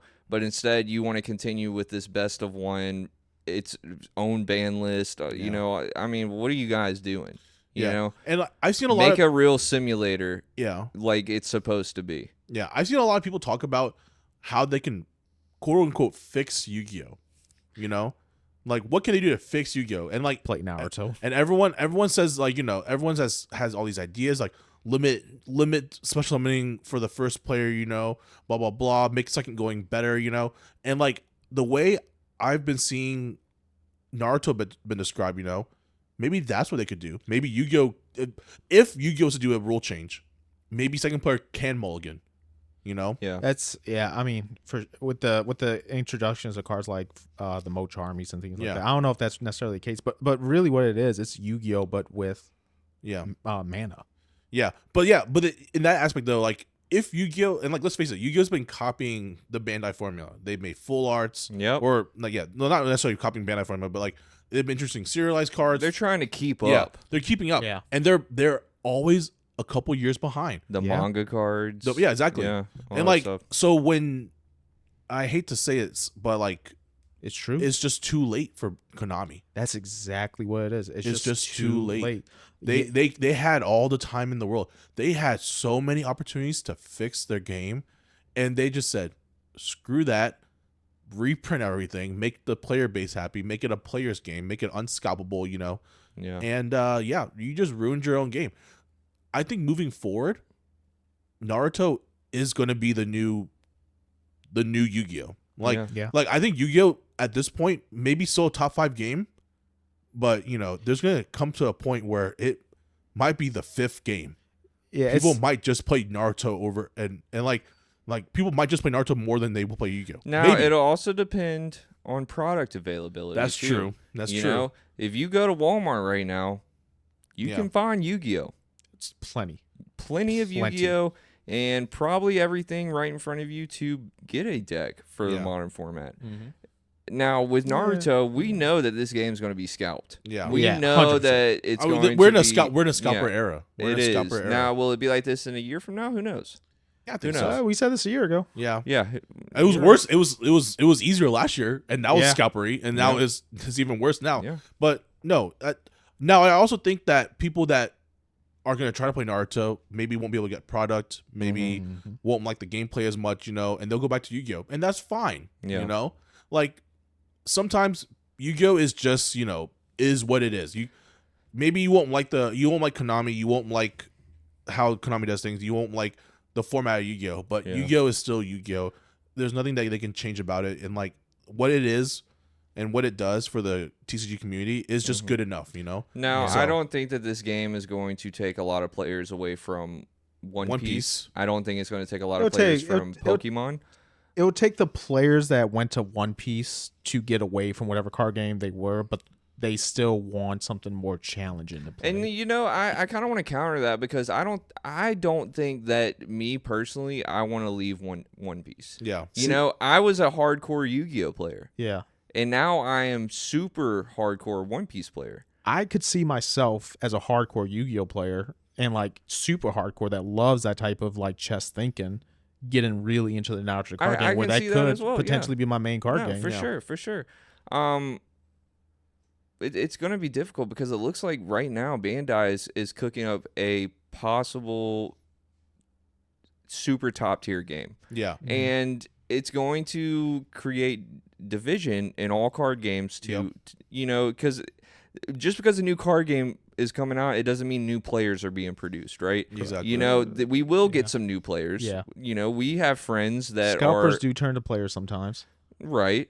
We do have friends that never played card games and now they're super invested in One Piece card game. So there will be new players in this space produced, but majority of the player base will be taken away from other games. Yeah. And it's looking like obviously Yu-Gi-Oh will probably be the main target, and of course a lot of One Piece players are gonna go to this game. Yeah. So go ahead. Maybe we're about to ask the same question. This begs the question: is Bandai creating a monopoly on trading card games? I initially when I thought that when we talked about it, I thought so. But then they just revealed the Cyberpunk TCG. And I've been hearing about that. Yeah. So what's going on with that? People like I don't know. From Cyberpunk, the video game that failed on release? Cyberpunk, the video game that has the anime that's super popular. The anime did revive everything. Yeah. Okay. Yeah. And then on top of that, isn't there just a Power World TCG that just came out by Bushiroad? Yes. So like Power World, Preston? like I actually have a booster box of it. Power Word. Yeah, the Power Word first edition error booster box. So like maybe it won't be a monopoly per se, but I think moving forward, Bandai will definitely have like the better games. Yeah. Like I don't think it's a monopoly. I just think we're in the next generation. Yeah. And no, I don't know how Lorcana really play. I never was a Lorcana fan, and like I tried playing Lorcana, did not like the gameplay at all. Maybe they've fixed it since then. Who knows? Now Power World, I have no idea how Power World plays. No, I don't think a lot of people are actually even interested on how it plays. Those cards look like divorced dads. The card game. I wonder if it plays like Flesh of Blood. Shotgun. Yeah. So like I don't know, like, Bushiroad really took a gamble with making the Power TCG, and I guess, like, if you think about it, Bushiroad really is like the only like TCG competitor to Bandai. I mean, I guess Konami. No, Bushiroad has like Coat Fowlins. I could say, they do. Vanguard, Wise, like what's the other game that the Grand Archive? I think is Grand Archive Bushiroad. I couldn't tell you, man. Oh, okay, yeah. And like some of those games are really popular over in like the East Coast, from what I heard. They're probably West Coast. Shout out Will. He does a 3v3 and he's topped these 3v3s like YCS levels events in Houston, and they get over 1,000 people. Yeah, and then Bushiroad has like the Bushiroad Fest, which is like the equivalent of Bandai Card Fest. There's a Bushiroad Fest? Yeah, there's Bushiroad Fest. We should go to that. I don't play any Bushiroad games, so why would I? No, but like I'm good. Yeah, but like I guess like basically to say to that, like, is there a monopoly for card games? I don't think so. But will Bandai be making some of the better quality card games? I think so. Well, you got to think about how they can attack each of the big three, right? So obviously Yu-Gi-Oh, we got Naruto, that's made front and center. Pokemon, the way you're attacking that is by attacking the scalping base, quite frankly. And One Piece is doing a great job of that. Yeah. And Naruto is too. Pokemon is best entertainment, as Preston said. It it's has not gonna, anime, it has video games. By no means am I saying it's gonna die. Like, I'm just saying, how do you attack the players that are playing that? How do you attack Magic though? The closest thing we have is Gundam, the pods that Gundam has. What else can you do? Yeah, I mean, so Gundam has a commander-ish format. So that was their answer to Magic's commander format. And Naruto is their answer to Yu-Gi-Oh. And then One Piece is just their bread and butter. Yeah. That's fair. Like, that's who they are. It's just who it really. If you want to talk about a Bandai card game, like, you gotta look at, like, because, like, from what I heard, Dragon Ball is very similar to One Piece. In a way, yeah. And, like, almost everything about it's a leader-based game. The only difference is that instead of getting a resource, you have to just pay it from your hand, and you get to get to a certain, like, I guess you get to 10. You weren't a fan of, I right? hate it. I think it's dumb. Yeah, and so, like, and I was really glad that Naruto did not implement that at all. I mean, they're implementing that to play the cards. Yeah. No, it's not the same thing when I have to discard a card to put in my mana zone and I can never play the card. It's just a Dawn card. Gotcha. Yeah. So, but yeah, no. So, like, but based off of my early reaction to the Naruto card game so far, positive. Definitely. So positive. And, like, the thing that I mentioned that I was worried about was because Naruto has already ended and, like, Boruto is, like, not super popular. There might be diehard Boruto lovers. I'm not one of them. Me either. Like, I've read Twin Vortex. It's good. It's fun. It's not a great sequel series by any means. Yeah. But, like, do they need to bring Kishimoto? Does he need to make a new Naruto manga? Well, he's doing the one-shots and stuff like that. Yeah. Recently, he said that he feels more of a drive to make more content, for the Naruto. I mean, he was even talking about doing stuff after Boruto. We had the Minato one-shot. Imagine if he continues that on, and then we get a whole storyline on a Minato prequel series. Yeah, or we get a prequel or a sequel to Boruto in some sort of way. The possibilities are endless as long as he's down to work. Because you got to think it's not like One Piece where Oda's still working on One Piece. Yeah. Naruto's over. Naruto Shippuden is over. Boruto, is it over? Did it end? No. Okay, so I don't know anything about it. Yeah. But there's all types of the world building in the Naruto world is crazy. The amount of characters. If you look at the manga and if you're reading the manga from chapter 1 all the way to the Chunin exam, look how many characters were introduced in that short time. That's true. Like how much was actually going on in just that short time, all the way from Orochimaru attacking the leaf. Yeah, it was a lot. That was a lot of character. By that time, and the pacing in the manga is a lot different than the anime. The manga is very quick. This is a very quick. I mean, I think the attack on the Leaf Village was like going into like volume 14. Yeah, it was relatively early. Yeah, it was very quick. Yeah, because like it was like the arcs in Naruto was like they did the Great Naruto Bridge arc. Bridge arc, and then they immediately went to Chunin exam. Yeah, and immediately into attack. You got that's when you see that there's Sound Ninja, Sand Ninja, all they these Jiraiya. Well, we knew about the mist with Zabuza and all them, but there's all types of different. There's a whole world outside of the Leaf Village. Yeah. And you were introduced to that very early, not only by knowing about it, but you got to see characters from these other places. You got Gaara, you got Orochimaru with disguise and giving Sasuke his curse mark. What's this curse mark? What's this about to do? Like the build up and the world building for Naruto was crazy, and Masashi Kishimoto did a really good job on that. And now with him having a drive to get back into making more content, that means that we're going to get more content for this card game. Yeah. Yes. And which makes it very exciting because you look at Yu-Gi-Oh! You look at a 27-year-old card game, right? That just shows you that how far this could actually go. Yeah. This could be a takeover by Bandai. Yeah. And them kind of saying, let's slow down the One Piece for a little bit. Yeah. We're giving you guys an anniversary set that has we're resetting the game. You guys got worldwide release now. You guys are we got rotation going on. there's a lot of stuff going on with One Piece that is trying to solidify where it's at in the space, and it's trying to kind of just get a ground to where it's going to reside at. Mm-hmm. And now we have Naruto coming out. It's going to be sloppy coming out the gate. Of course it is. Yeah. People are going to, as soon as you put something in an American card player's hands, we're going to figure out how to exploit it and make it the most annoying and broken thing that there is. And there will be combos that even the creators of this game, they're not seeing right now. Mm-hmm. But you're going to give it to a guy at Panda's Paradise, and he's going to sit there and be like, oh, wait, well, why don't I just do this? And next thing you know, the big broken combo's out. And we're going to have ban list. We're going to have probably more ban lists than often. You know, I think this will be like a game that they will have to update frequently, you know, because they've made it with One Piece to where it's to the point now that it's like we're not sitting here waiting on a ban list. Right. Yeah. I'm not even thinking about a ban list. I don't care, because I know when the next set drops or the next couple of sets, the big boogeyman over here that we're dealing with now,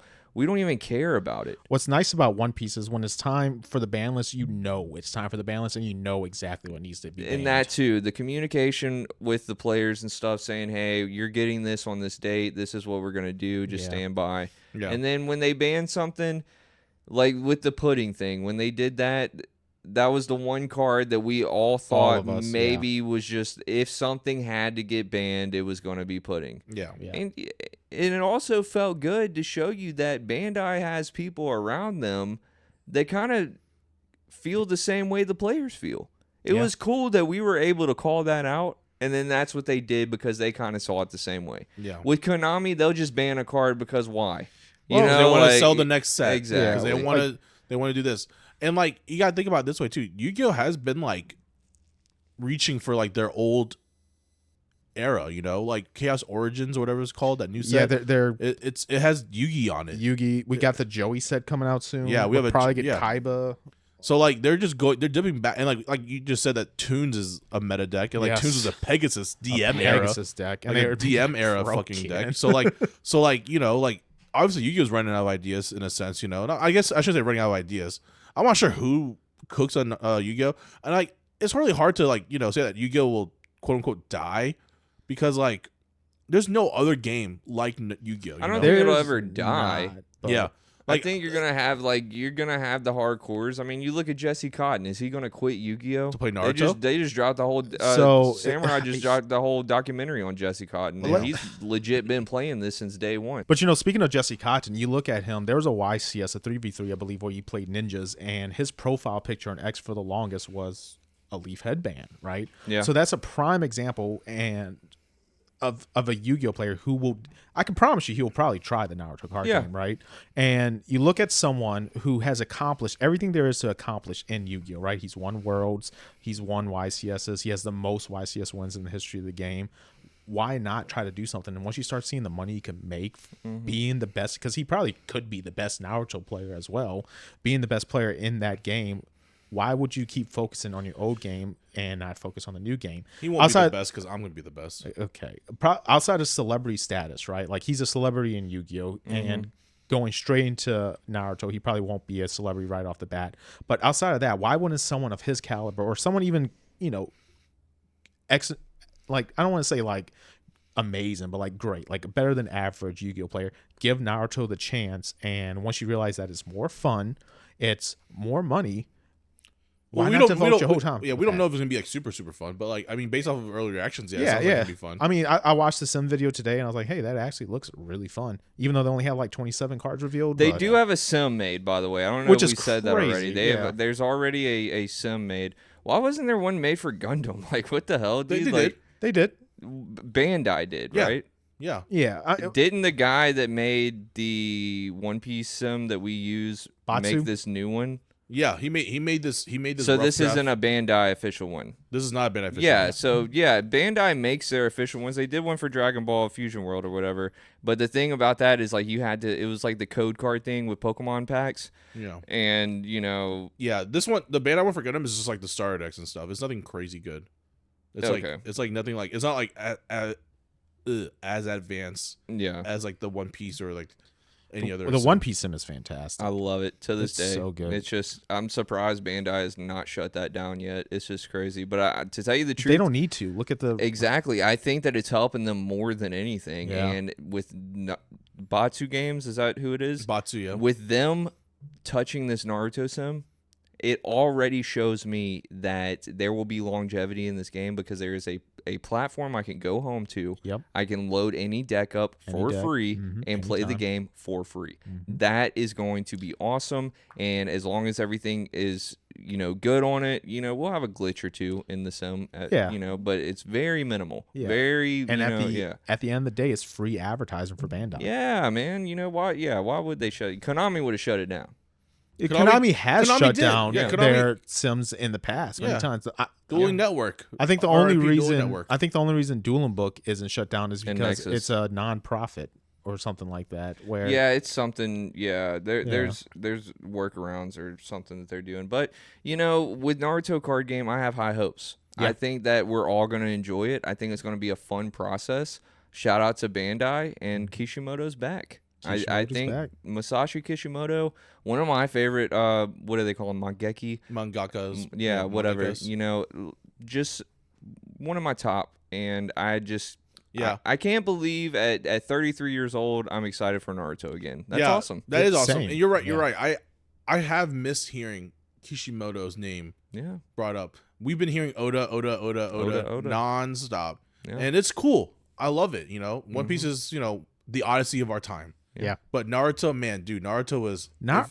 If One Piece was the Odyssey, Naruto's the Iliad. Okay. Naruto could have went on way longer than what it did, though. It technically did. I mean, it did, but we just didn't care about it because the story of Naruto and Naruto Shippuden were just so good that, to me, and I was explaining this to Bryan the other night, when I'm watching Boruto or reading Boruto, I don't feel that I got from Naruto. And it's not to say it's a bad story. I know I got some flack on the last time I gave Boruto a hard time. Look, I'm just a man with my own opinions. Well, it's really hard to recreate that, know? Yeah. Because, you cannot recreate summoning jutsu for the first time again. I remember the first time seeing Naruto, and I was like, what is this Super Saiyan looking little guy, man? What are they doing? They made him Super Saiyan right from the get-go. Yeah, man. And, it's cool, man. It's really cool. Sixth grade, I remember the first episode coming on Toonami. Seeing the nine-tailed fox in that very first scene and them just explaining what's going on. And, the main mystery to me the whole time was the fourth Hokage. And then, what do you know? It's Naruto's dad. And there's all types of stuff. And then the reason why Naruto is in the situation he's in, and Sasuke and his brother, and then his brother actually didn't betray the village. He was just doing orders. It's just much, the plot, the plot twist after plot twist. It was just that did not contradict each other at all. Yeah, the third Hokage wasn't like the great old man that you thought he was and everything. It was just there's just a lot of stuff. There was a lot of stuff. It's God, I love Naruto. I might go home and start watching it again. To tell you the truth, I've watched the anime 4 times, Naruto and to Shippuden back to back. I've done this 4 times. The 5th time is honestly coming up. You know what's crazy is I've never finished the war arc, the last war. I never sat down and watched it all the way through. You know why? We talked about in this episode. I actually will tell you that the last 2 times we watched it, I did kind of just leave a lot of that stuff out. The reason why, Bryan, and judge me in the comments, is because the dub wasn't out yet on Hulu. Yeah, that's why. To me, it's like the alien thing. I don't really like the alien. Yeah, the alien thing, and they go hard on the alien stuff in Boruto. You know what's funny? I remember, Preston, you said that the one reason why you didn't like the Boruto is because they made the technology advanced. Mm-hmm. So a thing I saw was Avatar: The Last Airbender. Yeah. So you know how in Legend of Korra they made the civilization more technologically advanced to steampunk era. I didn't really watch it, but okay. Okay. Yeah. So in Avatar, Avatar was fantasy-ish. Then they moved to steampunkish, and then they're making another Avatar series, Seven Havens, and that one is going back to the fantasy level because they basically just said they board wiped the civilization, the advanced civilization stuff.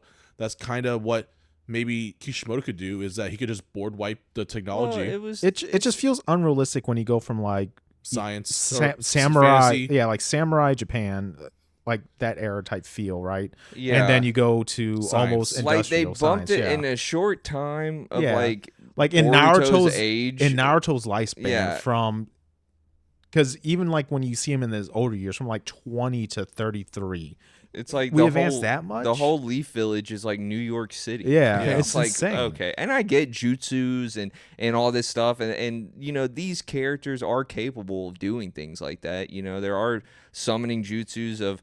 You know, you look at the first Hokage with the wood. You know, I mean that dude could build a whole village in a hand sign. Yeah. You know, so it doesn't kill the story for me. It's the flavor. You know, when I'm watching this, I'm watching Naruto. You don't know what timeline you're in because it's its own universe. You know, Yeah. and then but the theme around it was more of an ancient Japan type of deal with a little bit of swag to it. You know.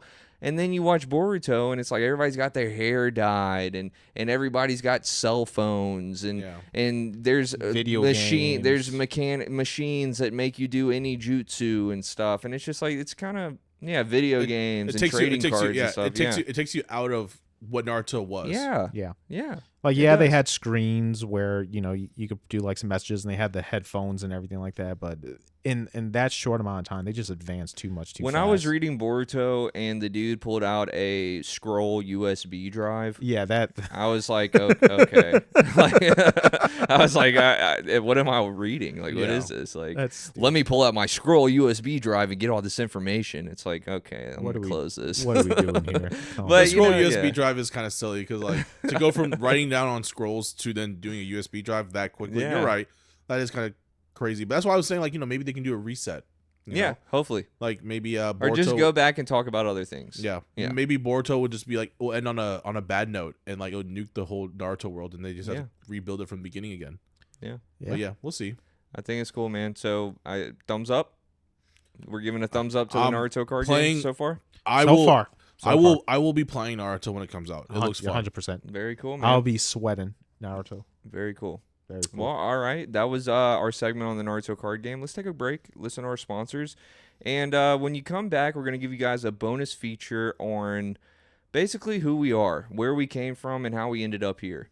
And I think, we're not going to harp too hard on things, but I do just kind of want to give a refresh to a lot of our new viewers. We have a lot of new viewers as of late, and a lot of people just don't know who these three dudes are that claim they have the right to talk about trading card games. So let's take a quick break. We'll be right back. All right. What's going on, everybody? It's your boy Northside Plow with Pop.1 Podcast. We are here for our first episode. I'm here with Alexander Valito. What's up? We are here for the first episode of our brand new Pop.1 Podcast. If you beat me at locals, I will go home and cry. I hate this guy. Well, I will say that I have committed definitely to Emu. Yeah. I think that the deck is awesome. After the last regional, it's crazy to me how many people came to us and said, "Where do y'all play at? Can I come play with y'all? Because this is like good testing." A lot of people want to go to our shop. He laughs in my face and says, "No, that still cuts into my profits." That's pathetic, man. Dude, when I was doing tournament money matches with Louisiana, I never left Eddie-handed. And I remember saying, you're playing that deck, and the first words you ever said to me, yeah, I know, I'm a piece of shit. But now people are discovering that GameStop is not selling Pokemon or any TCG at the price they're supposed to be selling it. I don't think Marcus Mars is broken. I don't know why you would think that, but I guess maybe in the context of a Zoro player, I guess. Yes, you got lucky and pulled a manga out of 2 blister packs, but people are opening case after case. You're not going to get rich doing it. Has never been mid-range control. I'm just this guy thinks you can combo this guy with plays Zoro. This guy plays one format of Zoro, thinks he's the green god. Hi Zoro, but I'm probably playing up Luffy for a little bit. It's just Dude, you're such a fucking bandwagoner. yeah, I know. And then Mihawk is like fraud watch. I'm putting Mihawk on fraud watch. That deck should not be real. We have a boom going back on with TCGs. Logan Paul is back in the picture. Are we back in a COVID run right now? Fair, we are due for a ban list, probably after Nationals. But we just had a ban list drop. What needs to be banned? Literally nothing. Like Nothing. the game is so fun right now. I think Up Luffy needs to be addressed. What? Why? They have completely taken away online tournaments from One Piece. I know those Pokemon players are really happy that their Poke Bros went to One Piece, but as a One Piecer, I am Dude, the Pokemon very players disappointed. aren't even buying these packs. Yeah. Like that's what's going on with it. This is Bandai Card Fest. Don't put nationals at Bandai Card Fest. Like, you know what I mean? Make it a regional, make it something smaller like the other ones. Do not put nationals with Bandai Card Fest. I'm not gonna lie, I do miss OP13. I know I got flack for it in the comments. OP13 was fun because I get to focus on one deck, master that deck, and then just be able to just put that practice into play. Say, would it be bad if Logan Paul got into the game? So if you're someone who bought a sealed product and someone just offered you way more than it was worth, like, man, this money's too good to be true, and you sold it for that profit, you're a scalper. You keep on bringing Yu-Gi-Oh into One Piece, and like it's a completely different game. It is, and One Piece is One Piece. I'm so tired of you guys. You guys have no idea what you're talking about, and I'm just done. All right, I'm done. But like, it's just communication though. It's about the communication. Like, if you want a faster game to go on, you have to tell your opponent, hey man, can you pick it up a little bit? And if you don't pick it up, I will call a judge. At the end of the day, the term scalper is thrown around. We go over this every episode, you know. Yeah, it's thrown around and is misused and misconstrued constantly on a daily basis. Y'all watch it? Slip fruit. Yeah, right. Anyways, all right, and welcome back to episode 50. Episode 50. It is a Milestone. There has been a long journey that I started back in 2019. Mm-hmm. And it all started, by the way, my name is Northside Plowed. And a lot of people want to know where that name comes from. So, since I was 15 years old, I was part of a music group, rap group. I did rap music for 12 years. And I know you see people say, "Oh, I do rap music." Well, we actually did some things. You know, I went on my first United States tour when I was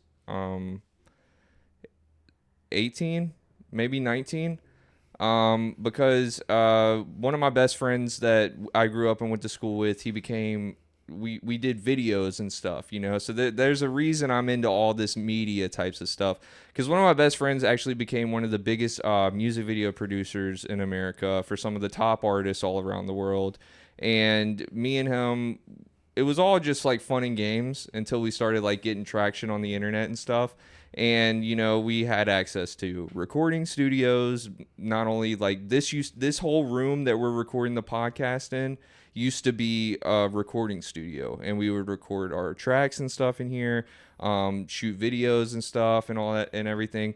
And, you know, he got pretty big in that, and I was just like kind of with him and his rap group and stuff like that, and, you know, going on tour, getting mixtapes out, doing features with people, all types of stuff. I lived the quote-unquote rock star lifestyle in a way, and it was very fun. You know, a young man that age being able to travel all around and perform on stages that, you know, I mean, one of the most coolest stages I ever performed on was in New York City at the Webster Hall, which is, you go in the dressing room and you see the signatures of Green Day, the Ramones, you know, every band and rap artist and everything that you've ever heard of has performed on this same stage. And me at 19, obviously it wasn't just me, you know, we was a group of people and everything, but it was just an eye-opening experience to saying, I want to do something with media. I want to travel around forever. I want to be a rock star. And that was before, you know, I even started doing rap music. I played guitar as a kid for a while too. Many different things with music. I still am a big fan of music, right? So the name Northside Plowed was my stage name. And it still is my stage name. Now, I let you guys still call me Preston on the podcast, and I tell everybody, I introduce myself as Preston and stuff, and a lot of people ask, why do you call yourself Northside Plowed? It's just I'm from North Biloxi. Plowed was just a random word that I came up with that stuck. And Preston and Loud. Pretty much, I guess. You know, it was given to me by somebody else, and they started calling me that, and then it just stuck. And that's been my nickname for 20 plus years now. And I got married, had kids, bought a house, did the American dream. You can't really do both. You can, but realistically you can't. You gotta provide for your family. You gotta be a good role model to your family and everything like that. So I hung up the headphones, man. I wasn't in the studio. I didn't record anything, and I was on kind of like not a lost journey because I was a father, I was a husband, and everything like that. But I was just more relaxed. Go to work, come home, eat dinner, get up, go to work, come home, eat dinner. That was the life that I was living. Well,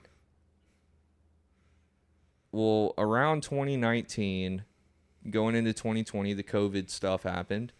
And with COVID came Pokemon cards. Another fun fact about me, I have tattoos, and a lot of people don't know that I have a lot of tattoos, but I've made my tattoos to where they're not visible when I have clothes on, because I started getting tattoos when I was 15 years old. But my very first tattoo was, in fact, Pikachu. And it was just, I've been a fan of Pokemon since the very early days, Game Boys, all that good stuff.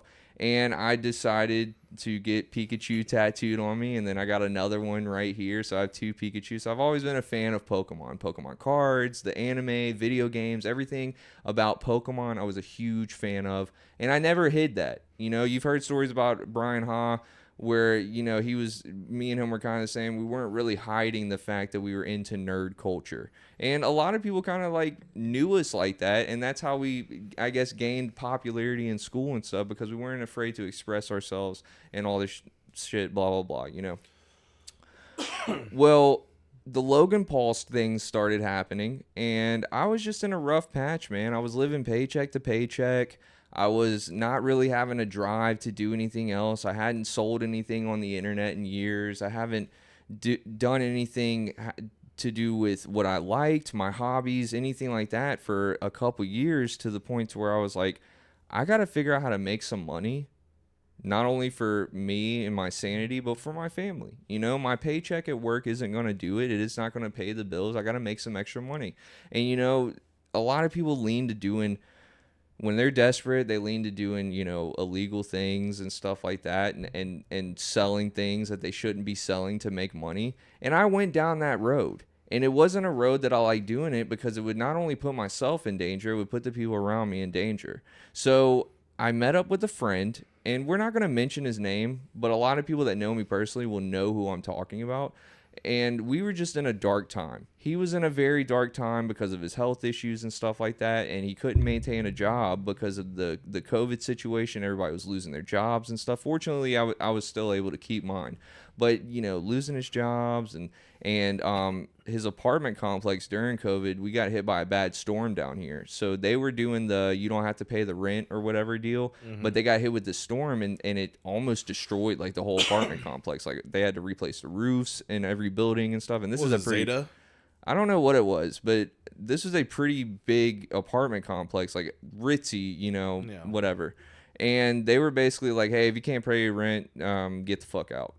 And so he was in a situation, I was in a situation, and it got to the point where alcohol got very involved in our lives, to where the only reason we were hanging out with one another is because we would drink with each other. And this would be any time of the day. Doesn't matter what we got going on. We were picking up a huge case of beer, and we were getting slam drunk every single night. And this is still during the COVID era, This is during COVID. So, I couldn't go to a bar or anything. We couldn't go out and do anything. It was, hey, let's come over here to this ghost town studio that ended up becoming like a storage room, right? with the couch that Brian Haas sitting on right now. And we would just sit in here. I'd have a TV going. We'd play some video games, and just get slam drunk. And then one day we were on YouTube just like watching some videos, and Logan Paul popped up. And he's talking about Pokemon cards.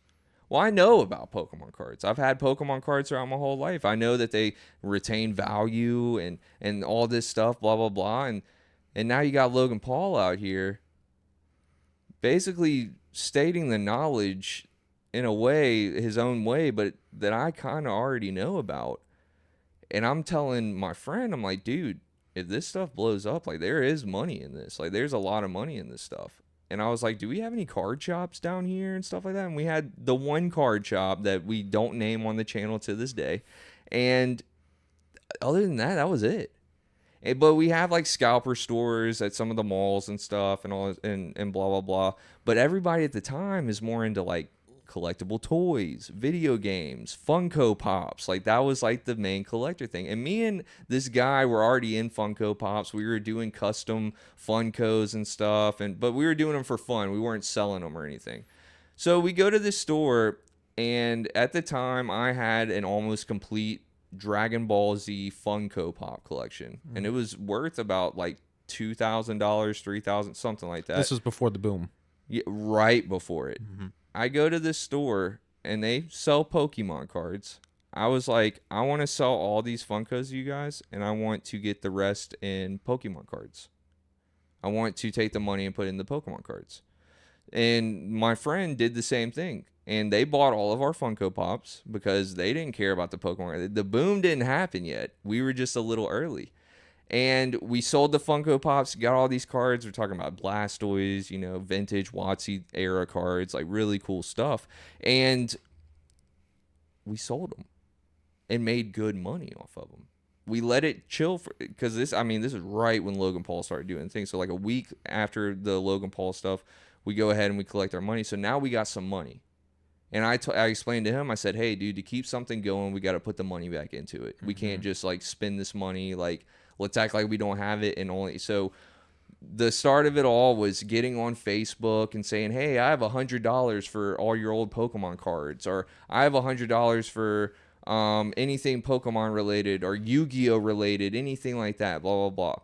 And so we're constantly doing that, and we're using this app called Mercari, which is a app that you sell stuff on. It's like an eBay, but it's a little bit better, whatever. And dude, we went from living paycheck to paycheck to where me and him we were bringing in $2,000 to $3,000 a week off of selling Pokemon cards. And it was like, okay, how far are we going to go with this, and what do we want to do with it? Well, my whole thing was like, I want to do the rip and ship stuff online, which was so new. There was no bad stigma to it. It was just a new concept. Mm-hmm. And he was like, I think I want to open a card shop. So cool. I get on Facebook, my regular Facebook, just Preston Facebook, and I was like, hey, and this is COVID, so everybody's at home, right? Everybody's on their phone, they're watching live streams, they're doing all this. And I'm like, hey, I'm gonna rip this booster box on live. Does anybody want to watch it? I ended up getting like over 80 viewers that one night, and I said, oh, I can definitely do this. So I told my friend, and we decided to make a stream, but we wanted it to be like a stream on how to educate people about trading cards, because a lot of people didn't know what they were buying, what to look at, condition, grading, how rare is this card, how do I not get ripped off? Because we're seeing every single day people buying like BS for expensive price. Like this is like the start of it all. And basically they were getting ripped off, and they would come to the new Pop.1 podcast to learn about what is a good card, what they should do, how to grade them, how to do all that. But it ended up being more of like a rip and ship type of situation. We would give like news and stuff, and we got more structured going forward. And that shop did end up opening. The stream started going and the shop ended up opening. So we were two dudes that were just alcoholics sitting here doing nothing to within a matter of I'm telling you, this was like all within 6-7 months.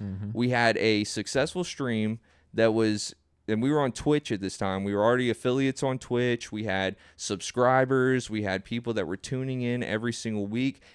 And we also had a card shop that was not only showing our area what a card shop could be like, but it was also boosting the players' availability to play in tournaments because we discovered OTS signups. We discovered how to become a Pokemon Play Store. We discovered all these things that we didn't even know in the trading card space that opened my eyes up to what the hobby is actually about. In that shop, I started playing Yu-Gi-Oh! And started getting really decent at the game.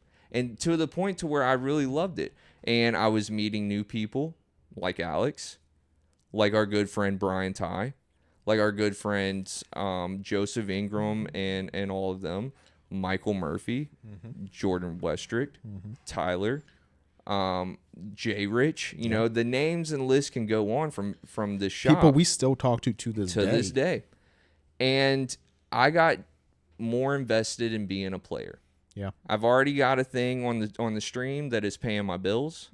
I don't have to go and scout for product anymore because the shop's here and I can just buy it from the shop owner, which was my friend.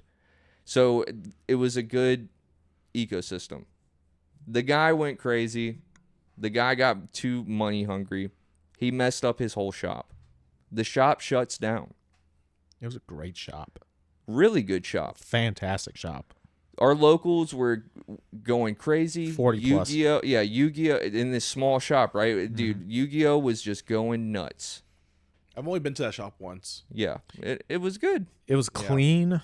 Yeah, we I made liked sure the people. every morning I would get up before he would even show up. I had a key.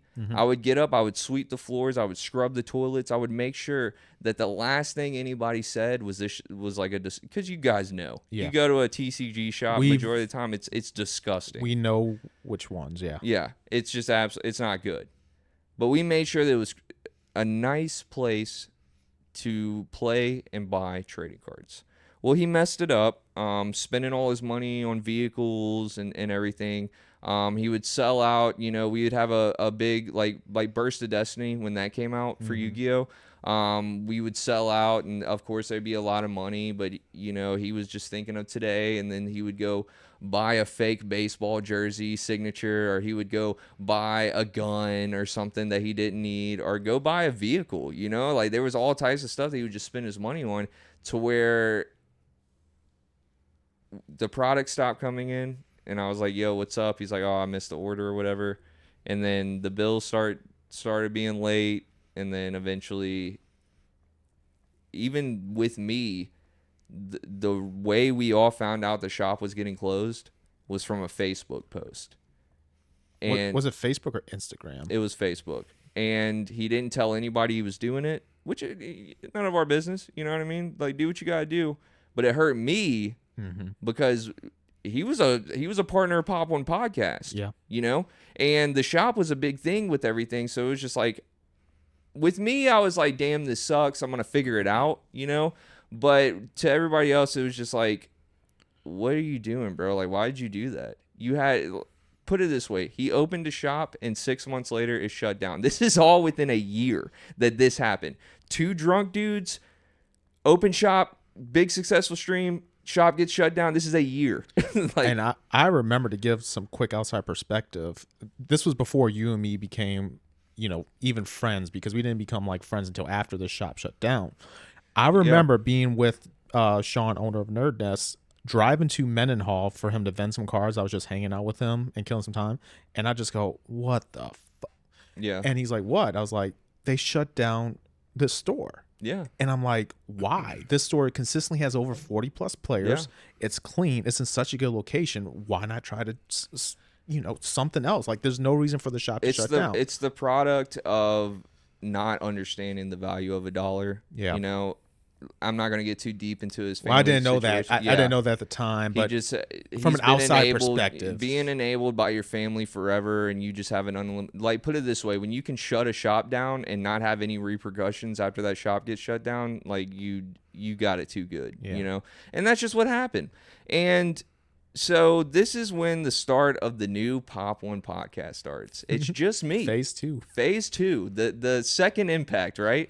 So this is a week after the shop shuts down. There's not a locals in sight. I'm super invested in this card game, and I'm like sick to my stomach because one, I have to have a stream with all these people that I probably won't ever see again because the only time I ever saw them was at this shop. Two, where can I play Yu-Gi-Oh at? Well, our friend Devin Schlink, 2 weeks before the shop shuts down, he's in the military. He gets stationed back here from New York. And he tells me that there's a shop in Bay St. Louis called Fantasy Games, and they run locals every single week. Yep. We've talked about fantasy games here. We did a whole podcast. segment about them. Yeah. And so I'm like, cool. I call Lucy, my wife, and I say, hey, do you care if I go to this locals in Bay St. Louis? She's like, what the fuck? Like, and I'm like, yeah, I just, and she knew that I was very sad about the situation. Because not only did I like basically tell my best friend to go F himself, but the shop that I was literally spending all my time at, like my whole deal, if it wasn't with my family, was to be at this shop, you know? And this was an everyday thing. I mean, my wife and kid at the time, I only had my daughter at the time, they were coming there and hanging out with us. Like this was and we were really good friends. My wife was friends with his wife. Like it was a very fun situation. And they were involved with everything we had going on, too. We had high hopes for the future of Pop.1 Podcast. We had high hopes for the future of the shop. And then just like all of a sudden, everything crashes down at one time and you're lost. You don't know what to do. So I've given up all my hobbies out in music and everything to convert to this trading card guy. And now I've lost all my main resource of information and commentary from the players and everything to the point to where I feel so lost right now that I feel like I'm about to go back to where I was. No money, getting drunk. What do you do? Yeah. Well, thank you to Devin for taking me to this locals because I got to meet the owners.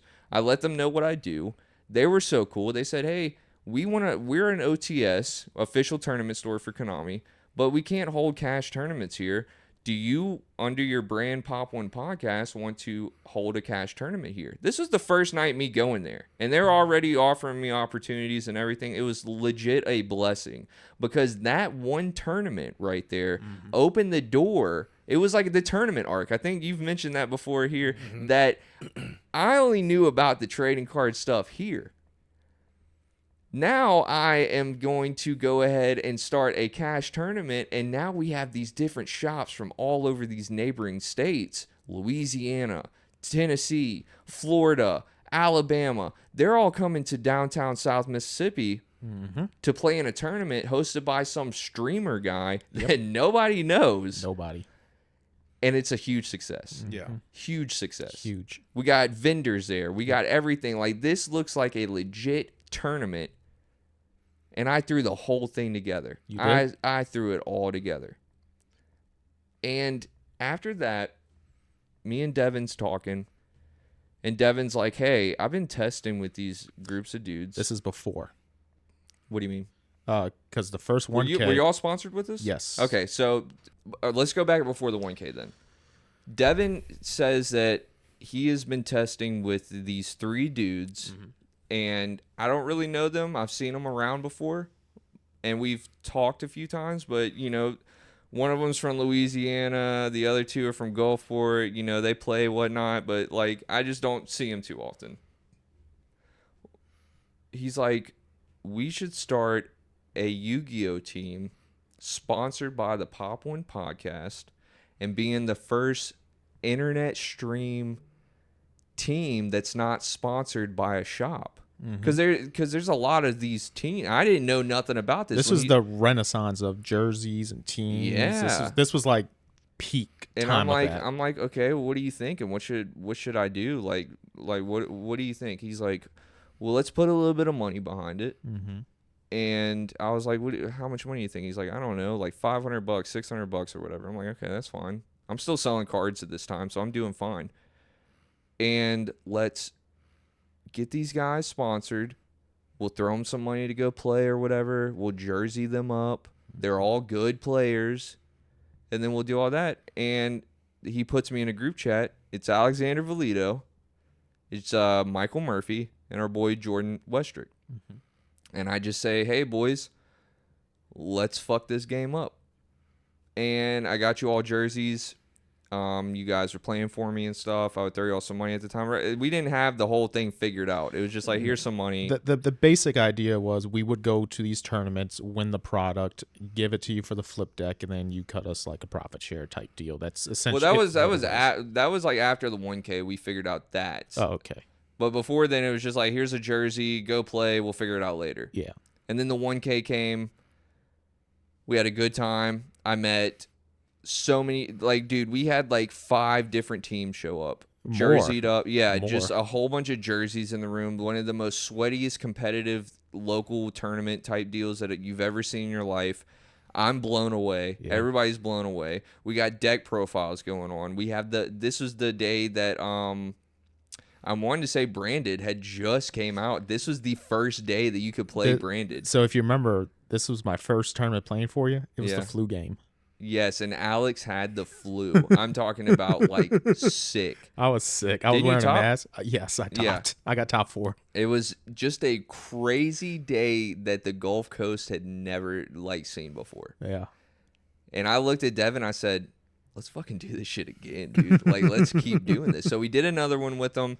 The shop, we had some miscommunications with they got they went from, I want to say 2 or 3 owners to 9 or so owners, and there was just too many hands in the cookie jars, and there were some decisions that were made that just shouldn't have been made. I don't know if anybody's ever thrown a tournament before. It's not the easiest thing to do. It seems like it's easy because obviously you get players, they play, and whoever wins gets the prize. It's not that easy. No. And the rest with fantasy games is history. Alex will probably give you guys a little spill on the fantasy game stuff, but that all happened, and then we went and eventually met up with Panda's Paradise, got all of our locals established in another shop, and we still play there to this day. Now, the reason we're here today at the Pop.1 podcast is because me and Alex, it was a whole thing with Yu-Gi-Oh! And Yu-Gi-Oh! Was just dying. That's just it is what it is. People were losing drive to play the game. 2 of our best players at the time. By the way, we signed a lot more players after this. It wasn't just you 4. We also signed our boy Tyler, our boy Danny Maxey. He's in Germany now, so that's the reason he had to like quit the team. He keeps messaging me when he comes back. He's playing some One Piece. Yeah, and our boy Grim. And Victor. And Victor, yeah, you know. And he was our Florida player, and we had Grim out in Atlanta playing for us out in Atlanta. And it was getting to the point where it's like, okay, we got our local sponsor players, we got sponsor players, you know, in other cities and other states. We're doing good. We got to the point where we played the biggest pro players in Yu-Gi-Oh! And not only in person at these huge YCSs, but in private remote tournaments held by other organizers and stuff. We've had our names and tournaments mentioned on many different YouTube channels. M. Cole 40 had did all of our top deck breakdowns for all of our other 1Ks. We did a total of 5 different 1Ks, all better than the last, except for the very last one, and that was the final straw for me to give up Yu-Gi-Oh! I felt like the community wasn't giving me the stuff that we deserved. I felt like I was putting too much money into people that really were not grateful for what was going on. And I just feel like I got more love out of the One Piece people as a whole. But that part of Pop.1 had to die because we didn't have the drive for it anymore. Yeah. We were about to shut the whole brand down. We were about to get rid of everything having to do with the logo, with who we are as Pop.1. And what really brought me to that conclusion was in our team group chat that we had for 2 years, you know, that we were in every day, Alex left the chat. And I hit him up. I said, what's going on? And you told me you were done playing card games. You told me that you didn't want to play Yu-Gi-Oh! Anymore. You didn't have a drive for it. You wanted to start focusing more on other aspects in your life and everything. And I respected it. And my response was, that's crazy you say that because I'm about to shut this shit down. I don't want to do it anymore. It's been 5 years of us just grinding for nothing. Like, what is the end goal? We did everything with Pop.1 for 5 years without an end goal.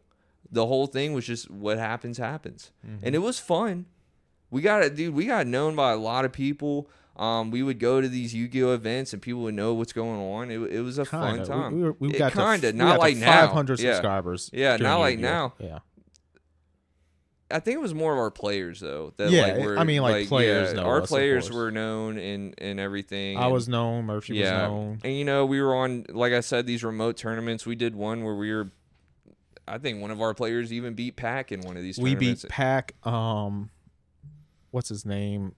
He just won the Nationals. Why am I drawing a blank? Andrew He or something like that.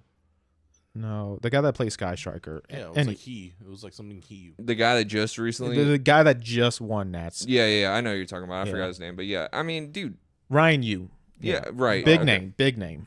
So we did the damn thing with Yu-Gi-Oh, but it was like Yu-Gi-Oh was never going to be the thing to get us to where next level. We need to be at. Yeah.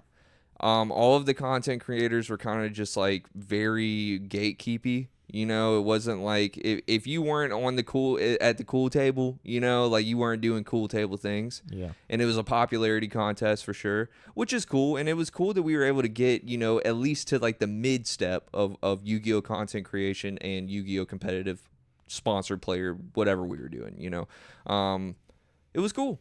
And we had fun doing it. But me and Alex both privately were like, look, because I didn't know how to tell the team that, we're shutting this down. And not to mention all the other teams from the 1K, the first 1K that showed up, they were already not even teams anymore. We were like the last one besides Pandemonium Gaming. And even then. Yeah, they were still barely, you still don't even really see the jersey out anymore too often. You had this other group of people, 1UP.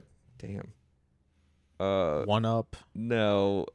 Inspire TCG. They were kind of blowing up, and then they had some issues and stuff, and then we got our first sponsor and stuff like that with Dueling Guard. We've been with them for a while and all that stuff. So me and Alex just had this conversation. I said, look, dude, we got one more shot.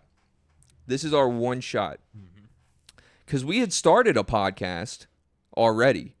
It was horrible. Yes, it was a horrible Discord podcast. No visuals, no nothing. It was just our logo on a screen, and you would talk to different people in the Yu-Gi-Oh scene. And it was hard to get people in the scene. Yeah, for sure. So hard. We got Chris LeBlanc on there. We got a few Yu-Gi-Oh judges, shop owners, stuff like that, players and stuff. It was cool for what it was.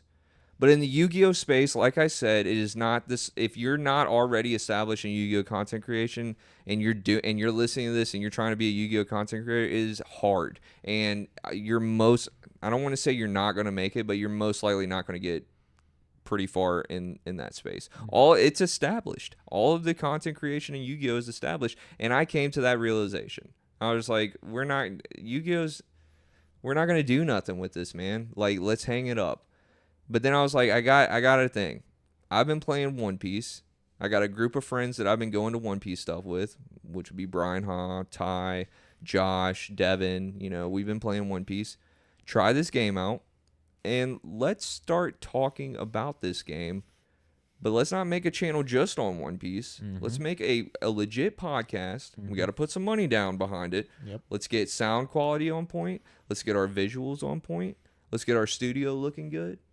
And let's do an actual weekly podcast where you come to my house and we record something every week. Every week? No matter what it is, but it has to be about the card games. Remember how nervous you were when I said, this will be my buy-in, and it's these mics we use to this day, this sound equipment. It was very expensive, over $1,000. Yeah. And I was like, this is going to be my buy-in. I want you to know I'm serious about this. Because if we do this, and I said, if we do this, we have to do this right.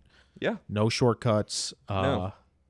Started off a little rocky. We had to find our footing, but our very first episode, there is an episode 0. Yeah, there is an episode 0. Never dropped. And then episode 2, you're blurry the whole time. So there were growing pains. Yeah. But I said, if we're gonna do this, we're gonna do this right.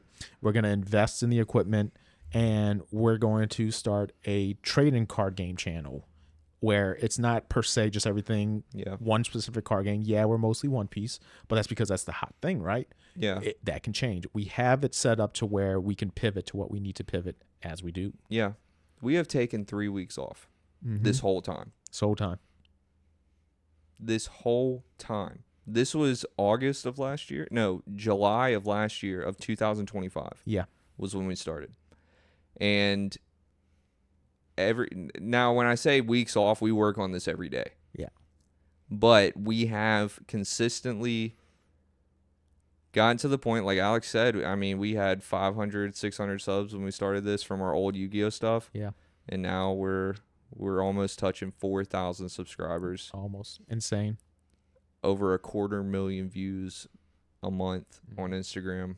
It's giving me goosebumps. I'm about to cry, dude. It's some real shit. Because going back to this all started from me getting drunk with a guy on a couch. An idea. To now it's finally becoming something bigger. Yeah. And the whole journey has been, it's been wild, dude. I've been to places I've never been before. Same. I've met people that like you said, I talk to this day. Mm-hmm. One of the main things is my improvement as a player. Yeah. You could never in 1,000 years back then get me to sleeve a card up. You're trash. And try to play it. You're horrible. Oh, when I started playing, I was playing Cyber Dragon, then I went to Madolche. Madolche was crazy. Now you got people teching in cards. Well, the whole thing was is like me and that guy were sitting in here, and after our ripping ships and stuff like that, we would have just piles of bulk cards because nobody wanted the bulk, you know. And so you see my bulk room. I mean, it used to be way more than that. And I was like, dude, what do we do with all this stuff? Do I give it to kids? Which we did. We donated a lot to kids. I would post on Facebook, hey, if you got a kid that's into Pokemon or Yu-Gi-Oh, come pick this huge box of bulk cards, you know. And at the time, if it wasn't Dark Magician or Blue Eyes, we didn't know what it was. It was a bulk card. So we were probably just giving away like anything, you know. It was fun. It was fun. And I had a lot of fun doing that. I have more fun doing this, though. Yeah, this is the most fun I've had in the trading card game space. It is. In my whole life. It is, man. And we're here now. Yeah. And so, Alex, I mean, tell me let's hear you. Yeah. So my journey starts like anyone else as a kid, right? So growing up, we grew up very poor, no cable, nothing like that. So the only thing I had growing up was Warner Brothers, WB cartoons in the morning. And the anime that they showed was Yu-Gi-Oh! Mm-hmm. And I fell in love with Yu-Gi-Oh! And one day my brother comes home and he has a Kaiba and Yugi starter deck. And he gives me the Yugi starter deck and he teaches me the rules and everything. Well, the kids in my neighborhood, they also got these starter decks. And my neighbor Josh from down the street, he comes in. I've told this story before, but my first ever game, I'm playing with my Yugi starter deck. He's playing with his Kaiba starter deck. And we get down to where he has X amount of life points. I have X amount. I have no cards in hand, no cards in field. He has a Blue Eyes White Dragon on the field that he summoned Monster Reborn. And I say out loud, hard the cards guide me, just like the anime. And I top deck Change of Heart, play it, take his Blue Eyes, and attack for game. And ever since then, I was hooked. Growing up, we would go to the shop called Major League. And I built like a beatdown deck, and I would go. And for a kid, I was pretty good at playing Yu-Gi-Oh, right? I couldn't afford obviously all the expensive cards, so I just played essentially like bulk cards that I could get, and beatdown was just a simple strategy that could always happen. And that was really my social life growing up as a kid, was going to that card shop week in and week out, all the way from elementary school, I kid you not, up until my freshman year of high school. When I get to high school, that's when kind of the standard lore of, I'm trying to be popular, all that other good jazz comes in, and I decide to quit Yu-Gi-Oh! Because I'm trying to date girls, I'm trying to, have a good social life. But then I discover a new passion during this time, my freshman year of high school, and that is editing anime music videos. AMVs. Huh? I got a couple AMVs out there that maybe one day I'll tell the world where they are, because I did some cringy music with them. But I remember staying up late at night during the summer of my freshman year, just making these AMVs, downloading torrents of these different animes, and getting the music and getting it all together. And I really, really enjoyed that editing process. Well, high school goes on. I'm in marching band. I become drum major. I get into cross country, start doing sports, things of that nature, and I stopped editing music videos. So I stopped editing altogether. Fast forward a couple of years, I get out of college and I'm working, and I get married. I get married and I see an ad for Duel Links, and I decide to go ahead and download Duel Links. And I play the game, and I kind of got like this ignition of passion coming back for me, right? I look at my wife at the time and I say, I think I want to play Yu-Gi-Oh again, because I felt like something was missing in my life, right? And the something that was missing was competition. I didn't feel like I was competing for anything. I didn't feel like I was thriving for anything in life. And I started going to this local card shop. I bought some structure decks and started playing competitively at this local card scene. And the thrill I got and the euphoria I got was something that I hadn't experienced since I was a kid, right? It was because I was building my deck, I was play testing, I was studying the game, things of that nature, and I was just having probably the time of my life. Well, eventually, you know, that marriage ends, some things went down, and I fall into a dark, deep depression. A couple of weeks go by into the divorce, and Sean, the owner of Nerds Nets, he's actually a really good friend of mine, and this is one of the big reasons why, right? He reaches out to me. He's like, hey, man, what's going on? And kind of tell him what's going on and everything. And he's like, you should come out and play. And I was like, I don't know. There's not really a local scene because the local car shop has shut down and everything. I'm going through a lot right now. I don't really want to go out there. He's like, oh, tell you what. Download EDO Pro, which is the sim for Yu-Gi-Oh! That we were using at the time. Let's play tests. And they got this tournament coming up. Come with me and play, right? So we would play test at night. We were testing Salamangreat. This is when the Salamangreat structure deck was coming out. Yeah. And we're testing a couple nights a week, and I'm having fun testing. And then we go to the store championship in Albany, Louisiana. And I'm so bad at this game, I make a decision after my first round, I'm not going to side deck. I made an executive decision. I'm not going to side deck the entire tournament because I don't know how to properly side deck. That's how new I am at playing Yu-Gi-Oh! Competitively again. Well, anyways, somehow I make it to top 4. Nice. And the thrill I was just telling y'all about that I got at locals, I got again at this store championship. And as cliche as it sounds, for one night, because this was still fresh from the divorce starting, I didn't think about that. Yeah. And when that was happening, I was like, okay, maybe throwing myself into Yu-Gi-Oh!, throwing myself into this group of friends I made, meeting all these people, hanging out with these people, maybe that's what I need to get my mind right and to be able to get better at all this, right? Yeah. So I did. And that goes on for a year. And then what happens after a year? COVID. Yep. So the shop shut down, but you know, that doesn't stop me. I get promoted at work. So I go to working in Biloxi. And when I'm in Biloxi, you know, I'm on all the Facebook groups and they tell me, hey, there's a shop over in D'Iberville. Yeah. The same shop where you and me met. Yeah. And funny enough, the first time we met, I think you were one of the weirdest people I ever met. I think you were drunk that night, though, respectfully. I was drinking every night at locals. Disclaimer. Yes. Yes, you were. At that locals. Yes. At that locals. Yes. So I go there and I started going to this other shop in Slidell, and, you know, time moves on. We start the Yu-Gi-Oh! Team, and I get some of the greatest experiences of my life, right? I've been all around the world. I made great friends. One of my closest friends to this day is Michael Murphy. You know, we've been to Canada. We've been to Costa Rica. We've been all across the U.S. and other places as well. And I never would have gotten this experience or met all these people that I met if it wasn't for Pop.1, the team, and if it wasn't for Yu-Gi-Oh! So you play for a few years, and eventually what you discover is power creep, right? Yeah. And power creep is one thing, but it was the speed of the power creep. It felt exhausting. It was specifically around tier limits format is when this all started. You had tier format and cash tier format, and you know, just tier 1 format after tier 1 format after tier 1 format. It was just a nonstop. Hey, you got to spend all this money on this. yes, we were making some money with Pop.1, but I still had to pay out of pocket majority of most of my travel. It was just starting to become like a lot of costs, and at a certain point, well, that was one of the main things. Yu-Gi-Oh was not making money. Yeah, Yu-Gi-Oh was not making money, and at a certain point, I just had to accept that I wasn't having fun playing Yu-Gi-Oh anymore. Well, around the time I was thinking about quitting, I got really sick. I was in the hospital for, I want to say, 3 weeks the first time. They let me out. They probably shouldn't have let me out, and I ended up going back to the hospital.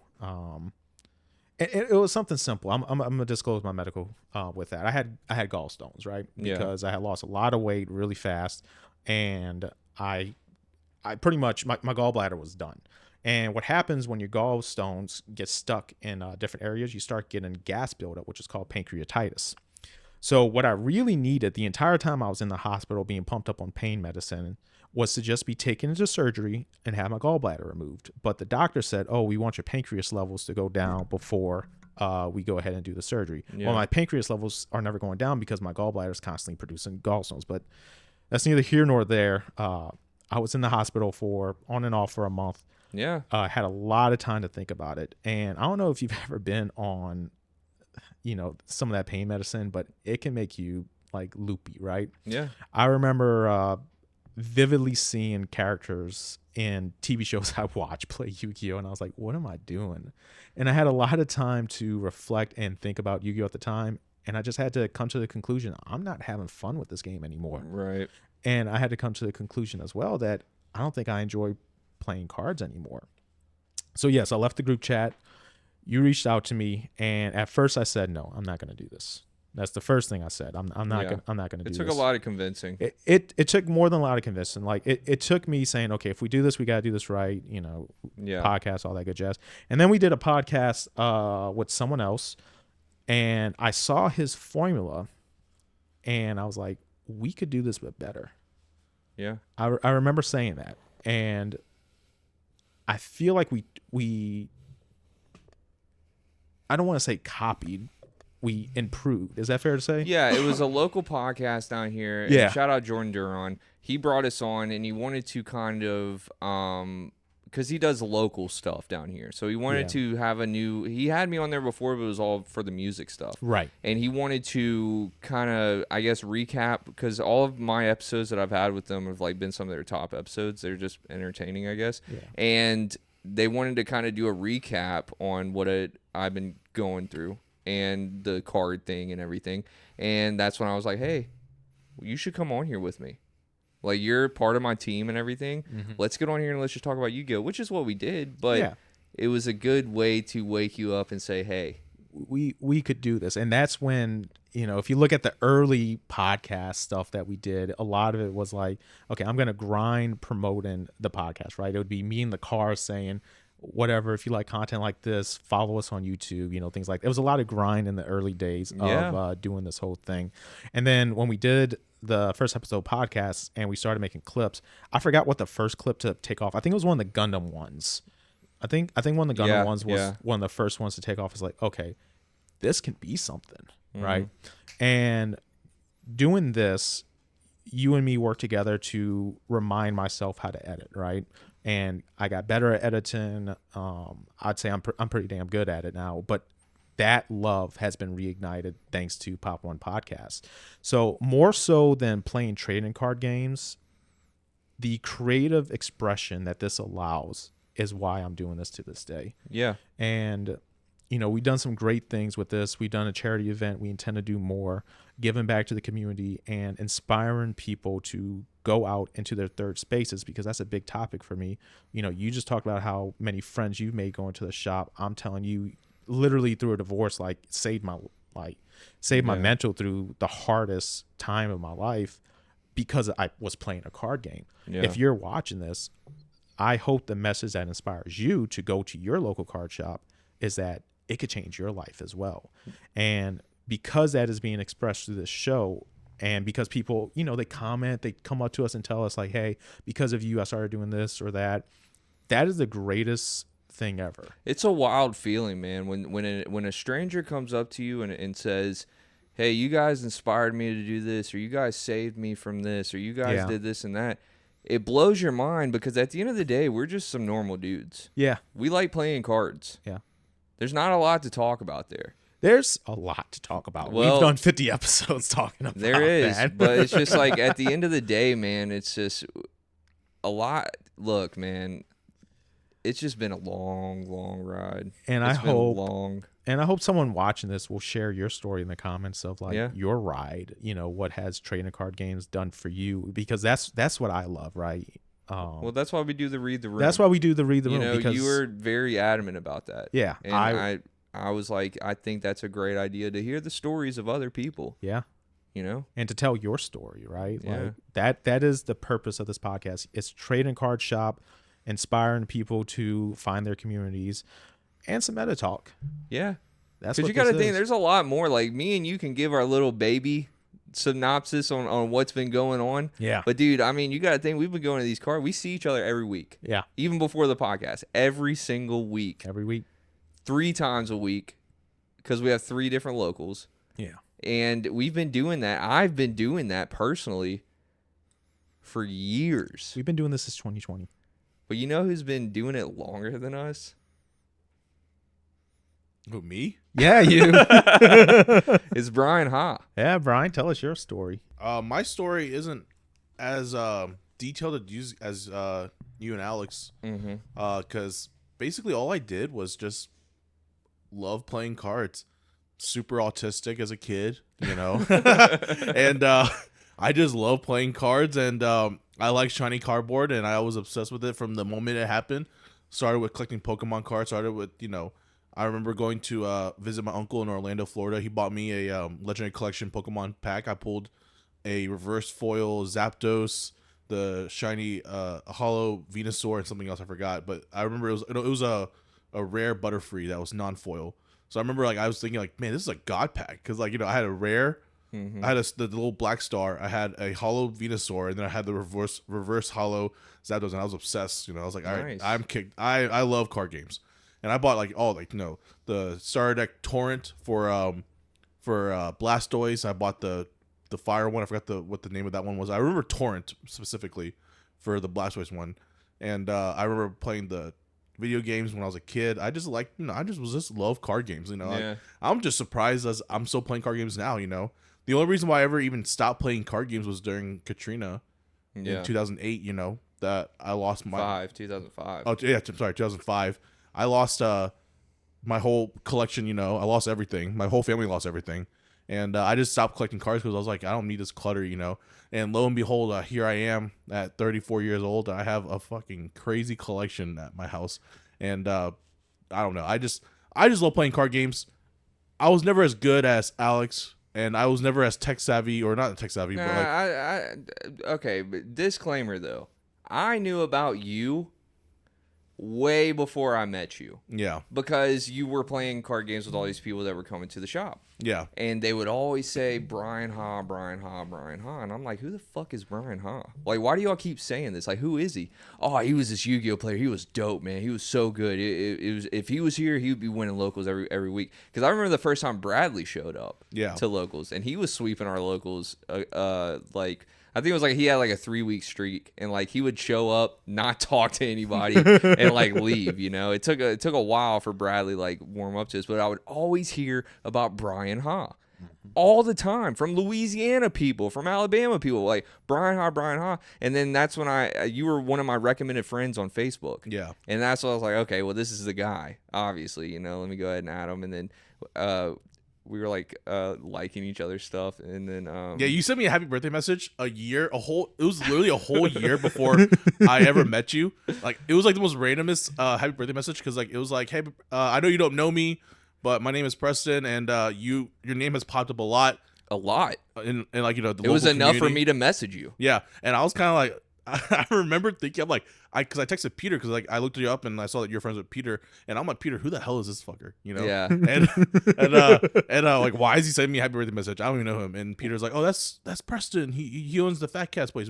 I took you to that one time. I'm like, oh, okay. Yeah. So my whole thing at that time was to anybody down here that was involved in the scene that I knew nothing about, the player scene, was to get some sort of connection with them. Yeah. Even if like they didn't, at least me speaking to them, would put me in their head enough to say, oh, what was that guy talking about? Oh, he had a podcast. Oh, let me go check it out. Stuff like that. Yeah. That was my marketing thing. But I was actually very interested in you because of the fact that your name was like you were the Jesse Cotton of the Gulf Coast, and I was just like, I gotta know who this guy is. You know. But well, that's You know what's funny though, Preston? You and me may have crossed paths even earlier. Oh yeah. Back in because you were telling me how you tell everyone how you used to do music. Yeah. You used to perform at Soul Kitchen in Mobile, Alabama. Yeah. When I was going to college there. Yeah. And I was like, I used to go to Soul Kitchen, like, not all the time, but I remember going to Soul Kitchen whenever there was like a show or something like that, Yeah. So like our paths may have crossed. We did a few shows there. Yeah. Our paths may have crossed at Soul Kitchen, once or twice without even knowing it. For sure, man. So that was like also another funny small world type of thing, We were all so close to each other and didn't even know. Exactly. That's what I'm saying. But like, I mean, I met Bryan at a local one time back in Yeah, probably. Yeah. And like You said it. Oh, my bad. at that one shop. Yeah, me and Bryan, we met back 2019 at that one shop. Yeah, the one shop. And I don't know. At the time I only knew that shop, and like because like when I was playing Yu-Gi-Oh, we were playing it at the Edgewater Mall, and like it was like terrible because it was single round elimination. It was like 4 rounds total. Like if you lose round 1, you got to just watch your friend just play. I mean, that's still the and like, case. dude, it was the most awful tournament organization ever. And the reason why it was single elimination was it was at the mall. It was at 6:00. The mall closed at 9:00 on a Saturday. It was just like and it was like back when malls closed at 9:00. The mall and now would set the tables out in the hall. Yeah, like or in the middle of nowhere. Yeah, in the middle of nowhere. I remember we would look at y'all like all the time and be like, dude, these guys are committed, man. These guys like, are lit. Like imagine like the humiliation ritual that you guys are going through. It's like not only are you playing Yu-Gi-Oh, probably in the worst time to like Yu-Gi-Oh or like anime or anything like that. It was very judgmental, Yeah. Let's put you out in the front of everybody and have you play the game. And you're not even having fun because they're not playing by the rules. You know what's funny? I remember Dylan. We all know our friend Brister, Dylan. Shout out Dylan Brister. Shout out Dylan Brister. I remember when he started playing. He was like still in middle school or maybe like early high school. And I remember one time he stopped playing because he started playing at the mall, and he stopped playing because someone at his high school recognized him. Yeah, and he just stopped playing Yu-Gi-Oh. At that time, I could only imagine, dude. Yeah. You had people getting like beat up because they liked Yeah. Yu-Gi-Oh. Dude. Yeah, and like this is like Brister was like not saying he was small, but like he was like a little bit more like on the like smaller kid sides. He's like now he's kind of like a bigger buffer guy, you know. But like, back when we were like, he was a freshman or something like that. I don't remember, but like, right. Yeah, it was just like crazy, It's just a funny thing. You're right. We were getting humiliated, and I loved it. I don't know, but like, we stopped playing there. We stopped playing there because like we just got tired of the single elimination, and it was like a 3-hour thing, And because we used to go after that, we either go to Cane's or go to Waffle House, and we just kept on playing. And fortunately, the shop that we don't really talk about too much, they were like willing to open and stay late, and like we were playing locals till like midnight, like because like this is how he would do it. We do 4 rounds of Swiss or 5 rounds of Swiss, and then top 8, and then like Top 8 is crazy. Yeah, that sounds awesome, dude. Y'all weren't playing. It was cutthroat because like we would play it out till there was a winner. So like because like he would basically give out a box, Yeah. And like we were like what it wasn't until the Louisiana players and like some of the Alabama players came, and they're like, why don't we just split top 4 and go home early? And like to me, that was like like we can split top 4, and like but at the time I was like, why would I split top 4? I'm getting a whole box if I win. Yeah, I'm gonna win. Yeah. So like and like I didn't win that often. One of my good friends, Crawley, shout out Crawley, he was really really good at winning, and so. Him and I just love playing Yu-Gi-Oh. Like Yu-Gi-Oh was just really fun, and I just stopped playing because of I stopped playing. I played up until like 2010 was when I got back into it after I graduated high school, and I just didn't care anymore. And about like I didn't care about like the humiliation basically. I was already like an adult. I consider myself an adult. I was 18. I was like I'm an adult now. I don't really care if someone looks at me weird. It just is what it is. And I played from 2010 up until 2020 when COVID happened.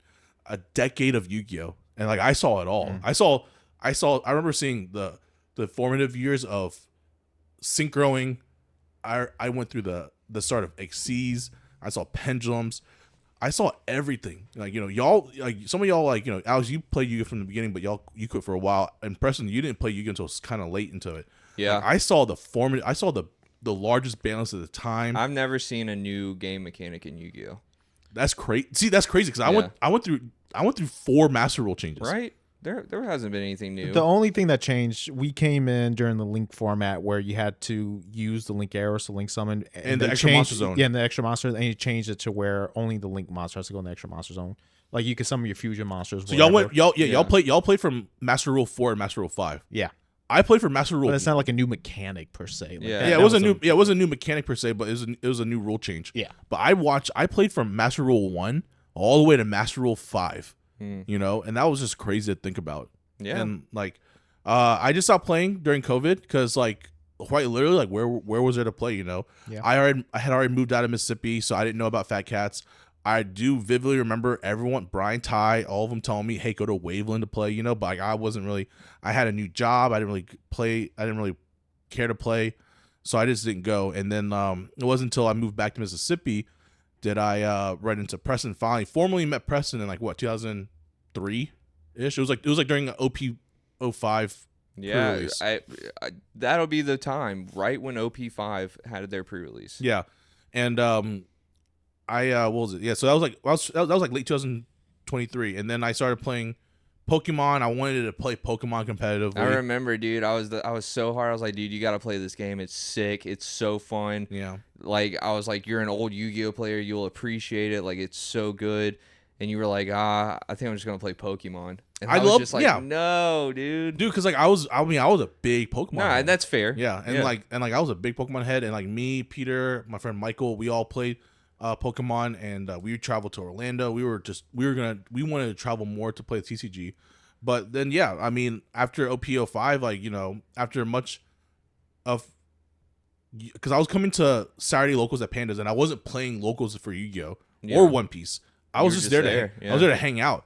I didn't want to get my groove back, Yeah. And like I was like, hey, who wants to play Edison format with me? Because that's all I had at the time was Edison format cards. Mm-hmm. And and then like after like months of watching you guys play standard, me not being interested in standard Yu-Gi-Oh, because like I had watched the Adamaspeter shit go to the tournament shit, and I was like, I'm not.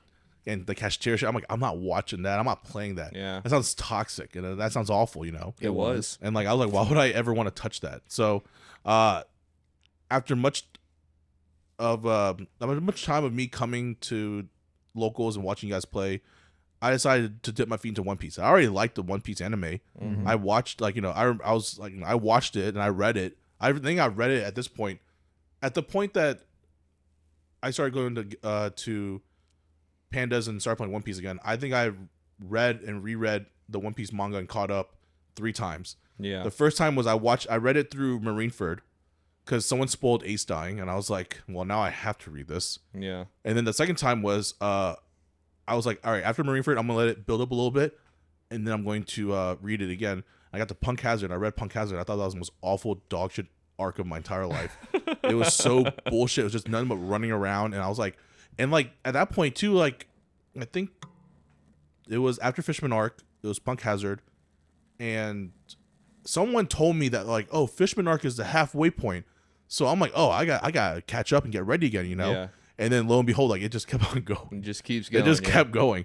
So then like, I have done my third reread of the manga One Piece, and I caught all the way up now. And like now I'm letting it build up again. The last thing I read was Egghead. Okay.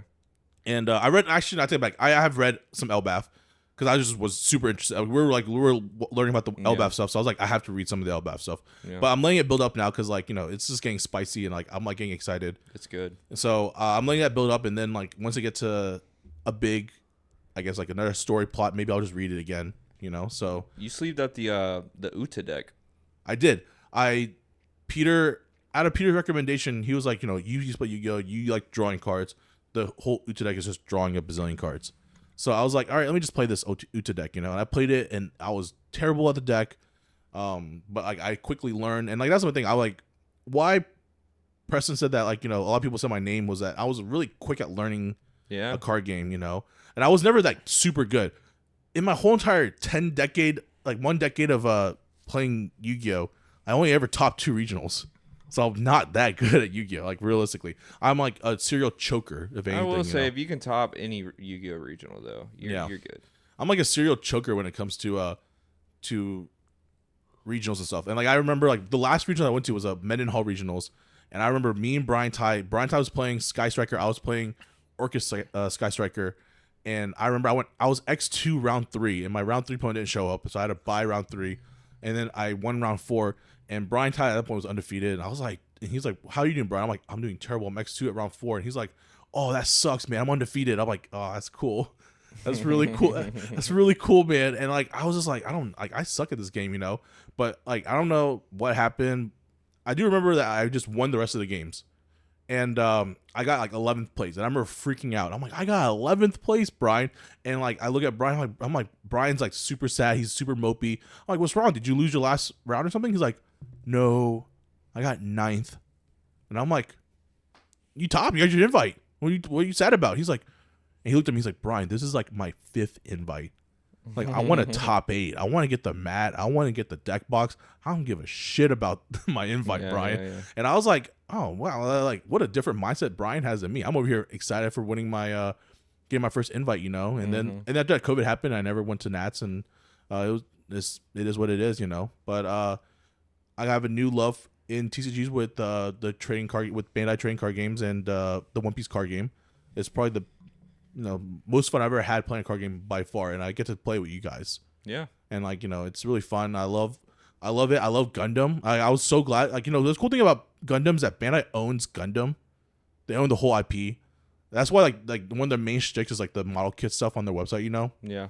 Is that they own all that. So the Gundam TCG was like really exciting for me because I've always wanted a Gundam TCG. So I'm glad that there is a Gundam TCG that's actually kind of good. It's not like it could be better. There's flaws. Yeah. But for the most part, it's really fun. It's not a bad game. It's not a bad game at all. Yeah. It's really, really fun. And like the art's crazy. The cards are fun. And I like collecting it. And I told myself, like, even if the Gundam TCG is just a terrible game, I'm still going to collect it. Yeah. My story isn't as, I don't know how to say it, I guess like detailed as you guys. Because I'm just an autistic guy that loves playing card games. Well, what about coming on to Pop.1?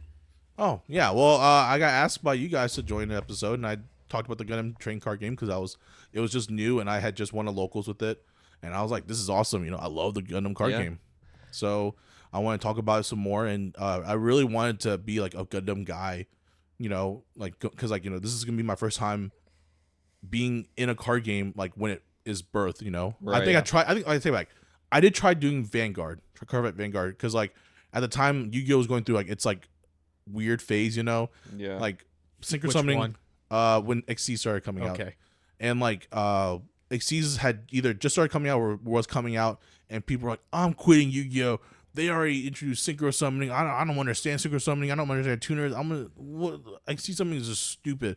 So I think around that time Vanguard started coming out, Yeah. So I tried to play Vanguard, and there happened to be a football themed Vanguard thing, and I played high school football, so I was like, I'll build that. Spike Brothers, that's right. Yeah. It's called Spike Brothers, and like I was like, I'll play Spike Brothers, and I really was like trying to get into Vanguard, and it just wasn't my flavor.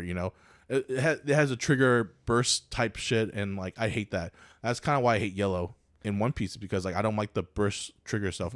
But that's why I'm really excited about the Naruto card game, because there's none of that. Yeah, no more burst shit. Feel. This is more you. I remember whenever we brought you on, because me and Alex were kind of. We did the first few episodes solo, and then we were like, kind of like stuck. We were like, what do we do? We kept running to this thing where we were agreeing with each other a lot. It felt like it didn't really feel like a true open discussion. Yeah. Right. We needed someone who could add a third voice and a third input with a different perspective to really have a open dialogue. Yeah, and I was like, let's bring some guests on, some more friends, and let's see how that works out. Was Butters on before you? No, I was on episode 3. Butters episode 4. And by the way, Butters was one of my original co-hosts on the stream after me and the first guy stopped working out. Mm-hmm. Butters came on here. He was my co-host. Great guy, and I wish he could be a part of all this, but he's just so busy with work and everything and his life that it couldn't happen. But we brought Bryan on, and we saw a boost in views, and the conversation was just so good. It was so good. It was just so good that, and I was like, well, let's continue the guest. Butters came on. It was an okay episode. And did we have another guest after that? I think it was me again. Yeah, it I was was like, just him, and it was just him from then on. Yeah, because the having the third person like just felt so good. It did, and not only that, you know, I'm not as into nerd culture as y'all are. Yeah, like there's a lot more nuance in nerd culture that if y'all watch these episodes, you'll find a lot of times that these two are dialogue, and I don't have much to say. I've learned to start asking questions about it, but you know, in the beginning, it was great because you would talk to me about nerd culture things, and I would just sit there like, I don't know what the hell you're talking about, and then you get Bryan coming on who knows exactly these topics like you, like the obscure things, and it was great. I feel like that was one thing with me and Bryan, and I've even told you this before, that our mind is alike. Yeah. You know, we like the same shit. Yeah. We love reminiscing on our nostalgia a lot. And we lived the same media. We enjoyed the same things. And especially down here in the Mississippi Gulf Coast, it's hard to find people like that, you know. It's hard to find people that they'll like the same, like me and you. We like the same stuff. You just like probably weren't as in tune to it as I was. Yeah, you know? like I'm not into mangas, Pokemon. Dude, I got like a photographic memory of Cartoon Network. Like everything about it. Like I had a TV at one time that had the logo burnt into it. That like I grew up without Cartoon Network, Nickelodeon, and all that stuff. So that's part of why I'm not as engulfed in this. But I did too, but like, you know, I still found my way. Yeah, you did. Yeah, I mean, crack can't find crack. we heard your story. I didn't have that luxury. I'm keeping that in. That's so funny. But yeah, man, no, having Bryan on has definitely boosted the podcast up to a whole new level, to where you have people actually now waiting to see your opinions on their deck list. You have people that come up to you because you go to more events than we do, and you have people that come up to you and. How does that feel, actually, Bryan? It's actually how that feels. No, it's actually really crazy. I'm surprised I even fell into the role of deck doctor or anything, you know? Because, like, I used to, how should I put it? I never saw myself as, like, someone that was, like, super, I don't top regionals, and my opinion isn't, like, super, super great, you know, sometimes. Yeah. And I'm just surprised that people do enjoy that, you know? Yeah. And because, like, I was, like, looking at decks and building them. Like, I remember, like, I have another group that I text with, and I remember telling them, like, dude, I think RG Luffy with this star deck stuff is gonna be crazy. Lo and behold, like, I think we're all playing RG Luffy now. And then you know, I just love experimenting. I love building decks. I love cards. I always ask for everyone's bulk, you know. I just love fiddling, you know, and playing cards. You're a good deck builder. Yeah. I think I'm a good deck builder. I just like playing. You are. There's different levels to this game, and there are players who are good deck builders, and there are players who are not good deck builders. Well, it's hard to build decks in One Piece. It is. Because everything's so put together. Especially you look at this new set that's coming out, you're pretty much going to have to play the cards. Yeah, like the whole rock set is just all rocks cards. But what you do that I think the viewers like a lot is you look at their lists, see where the mindset is, give them better ideas while sticking to their ideas and helping to improve on that. And I think that's why Deck Doctor is so even successful. at locals, before I go up again, I know that I'm going up against like if I'm undefeated and I know that I'm going against the last round, I go up to Bryan every time and I'm like, hey dude, how do I beat this? What should I do? Blah blah blah. And he'll basically run me through it, and he'll tell me. And honestly, majority of the time, I follow his plan and how I'm supposed to execute it. And if it doesn't work, it's because I was off by 1K, or it was like some cheese way that they won or whatever. But the advice that I get from Bryan Ha has put me to the point to where it's not a wash; it's more of a very close game, and it's just from me following your advice. Yeah, I just like to think that like. Because I play so many card games and I'm super autistic and I'm a consistent learner. Yeah. You know? I love learning. Yeah. And like if I like something, if there's like something that I like to learn about, like cards, I'll learn. I'll absorb. I'm gonna sponge it. You know, I'll absorb everything. You know. I love it. Yeah. Well, and I love regurgitating it. I got one question for you guys. Yeah. In these 50 episodes, what would you say your favorite moment in Pop.1 podcast? We'll start with Alex. We'll start with me. Yeah. Oh my gosh. I would have to say the charity event we did last year. That was such a rewarding moment. Seeing the community come together and get all that stuff. Like it was. I made what sucked was it was on top of the stairs, the place where we did the pantry drive, and I had to make, I kid you not, like 30 trips up and down those stairs, grabbing just a lot of stuff at a time. I drive a Versa. The fact that I was able to fit everything that was donated was a miracle, right? But, you know, having the workers that work there just thank us and, you know, thank Pop.1 and things of that nature, that was easily my favorite moment to this day. Yep. What about you, Brian? I have a couple, actually. I was going to events and people talking to us. Crazy. It's insane, isn't it? It is insane. It's such a cool feeling. It is. And like the funny thing is, like, you know, I always wanted to make content. I told this to Preston a couple times. Like, I always wanted to make content. I just never knew the avenue and how to do it, you know, because I wasn't like super into, like, I wasn't super techie and I wasn't very comfortable in front of a camera. I just didn't really know how to even get started, you know? So I was grateful for the opportunity that Preston has provided with doing the podcast. And I'm glad I get to my voice out there because I feel like I don't think, and I don't know either, but I have a fun opinion on things, and I'm glad that I get to express it on this podcast. And I love that sometimes people agree with it, you know? That's really cool. Yeah. And people are coming up and talking to us, and that's awesome. That's such a cool feeling. I never thought we'd get to the point where people would ask us in public, hey, can I take a picture with you? I'm like, oh, well, this is weird. Yeah, absolutely. Let's do that.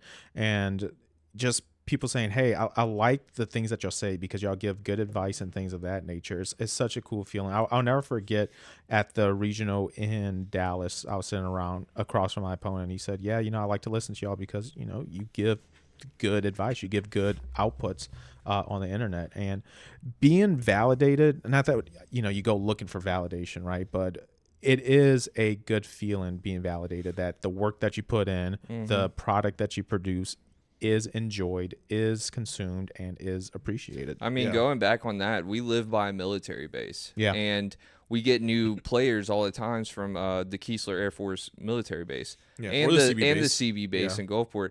And as of recent, whenever we're getting our resets, we call them resets because every 6 months, it's an academy down here. So it's a lot of 18 and 19-year-olds that are joining the academy.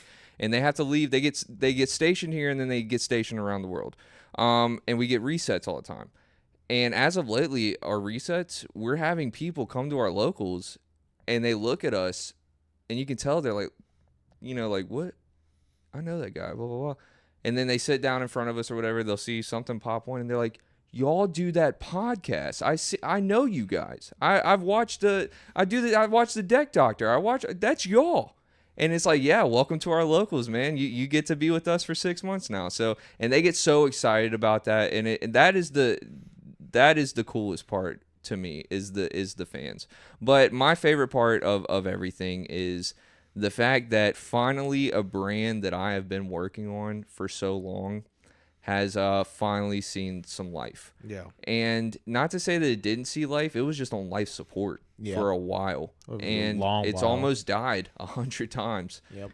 In many different circumstances. So the main thing that I want to just tell everybody, never give up. Never give up. We're not there yet. We're not there where we want to be yet. But dude, I feel damn good, you know? And it is the perfect example of you can be that drunk guy on a couch and come up with an idea. Yeah. It might take some time.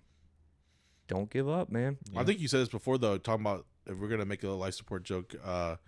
This is your DNR, too, huh? Meaning, what does that mean? Do not resuscitate.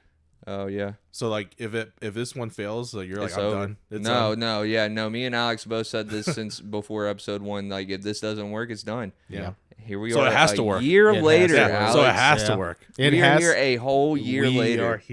We are here. Did you think we were going to be here a year later? I did, and we all know where the vision is, where this can go, and I believe we will be there.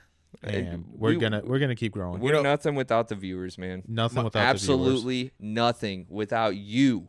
If you're still listening and you've been listening to this long ass episode, we are not shit without you. Exactly. Yeah. That's just it, man. That's just it. And I want to thank you personally. I want to thank you personally for giving me life again. You know, giving this life. I have told you guys every single week that this does not work without Alexander Valito, and it doesn't work without Bryan Ha, and it won't work without Northside Plowed. We are the most different motherfuckers that there are in this world, and we probably would not even know each other if it wasn't for card games. Probably not. It's crazy. Isn't it? It's crazy how the stars align. There's a universe out there where we don't even know each other. And if that doesn't motivate you to go out there and find this for yourself, I don't know what does. Go try the card games, Go man. try it. Do it in person, not just. And Bandai's making it easy. Yes. Well, okay. Scalpers making it hard. Bandai's making it easy. We'll talk about that episode 51. What an episode, guys. What an episode. Oh, we weren't gonna stop here. We weren't gonna just end it right here. All right, see y'all. No. Hand shuffle to you, dog. Okay, yeah. got pee. No, my favorite scene though from the podcast, and I think we can all collectively agree, is the hand shuffle till you die. Man, I was gonna say like the next thing I'm looking forward to is seeing hand shuffle till you die T-shirts when we go out to like Flame Fruit or something. Yeah. That'd be really cool. Dude, we sold a lot, and we're going to see them. Let's get to 5,000 subscribers first. So one of you guys can win this booster box of OP13. It's beautiful. Who knows? We might by the time we hit 5K, we might have an extra box of OP17. We might do something with that too. Yeah. Who knows? I've always told everybody that Pop.1's not just for me; it's for the community. And we're still here. We're strong. We're hella strong right now. This is good. So Together, thank you guys. ape strong. Yeah.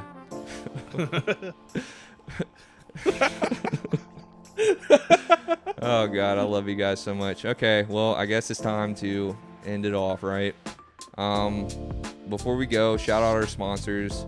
For years and years now, shout out our sponsors over at Dueling Guard, your one-stop shop. That was the first time I ever tongue twisted. Yeah. Your one-stop shop for your TCG accessories, playmats, deck boxes, anime art cards, and binders. They have it all. You can go down below and hit our affiliate link, or you can use code POP1 at checkout, get 15% off your first order. Great company. Quality items. Go check them out at duelingguard.com. And check out ANGKOR GOODS, leader cases by players for players. Use code POP1 at checkout or use the affiliate link below to get a discount on your order. And buy 3 or more, get another discount, right? It's a big discount. It's a big old discount. If you want to play with your leader in style, check out ANGKOR GOODS down below. And ANGKOR GOODS is still alive at competition, by the way. Yeah, they're not going to. You're not going to jail if you have a ANGKOR GOODS You're case. not, yeah. And also check out Pop.1 website, pop1podcast.com for your merch. Yeah. We got the Ninja Warrior T-shirt that's gonna be coming out. We have the out. hand shuffle. It's out. We have the hand shuffle till you die for one more week after this episode comes out. Yep. Be sure to get that before Flame, and we hope to see you guys rocking it at Flame Fruit or beyond.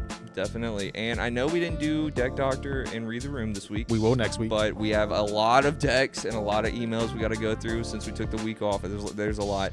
But keep sending them. Please. We want structured decks. Yeah. And soon OP17. Yeah, not yet, though. Not yet. And I got a challenge for the spiciest local story for our first Read the Room back. I want to hear something crazy, guys. Crazy. So if you're here now and you're still listening, make sure you're thinking about your whole journey like we did today, and tell us your story because I want to hear it. And don't forget, 5,000 subs, you get this box, maybe. All right. Someone will. Someone's getting someone's it. gonna get it. All right, guys. Thank you so much for 50 episodes. Never give up, and just keep going hard. And hand shuffle till you die. Hand shuffle till you die, Just dude. hand shuffle till you die. All right, guys. We'll see you guys next week. Peace.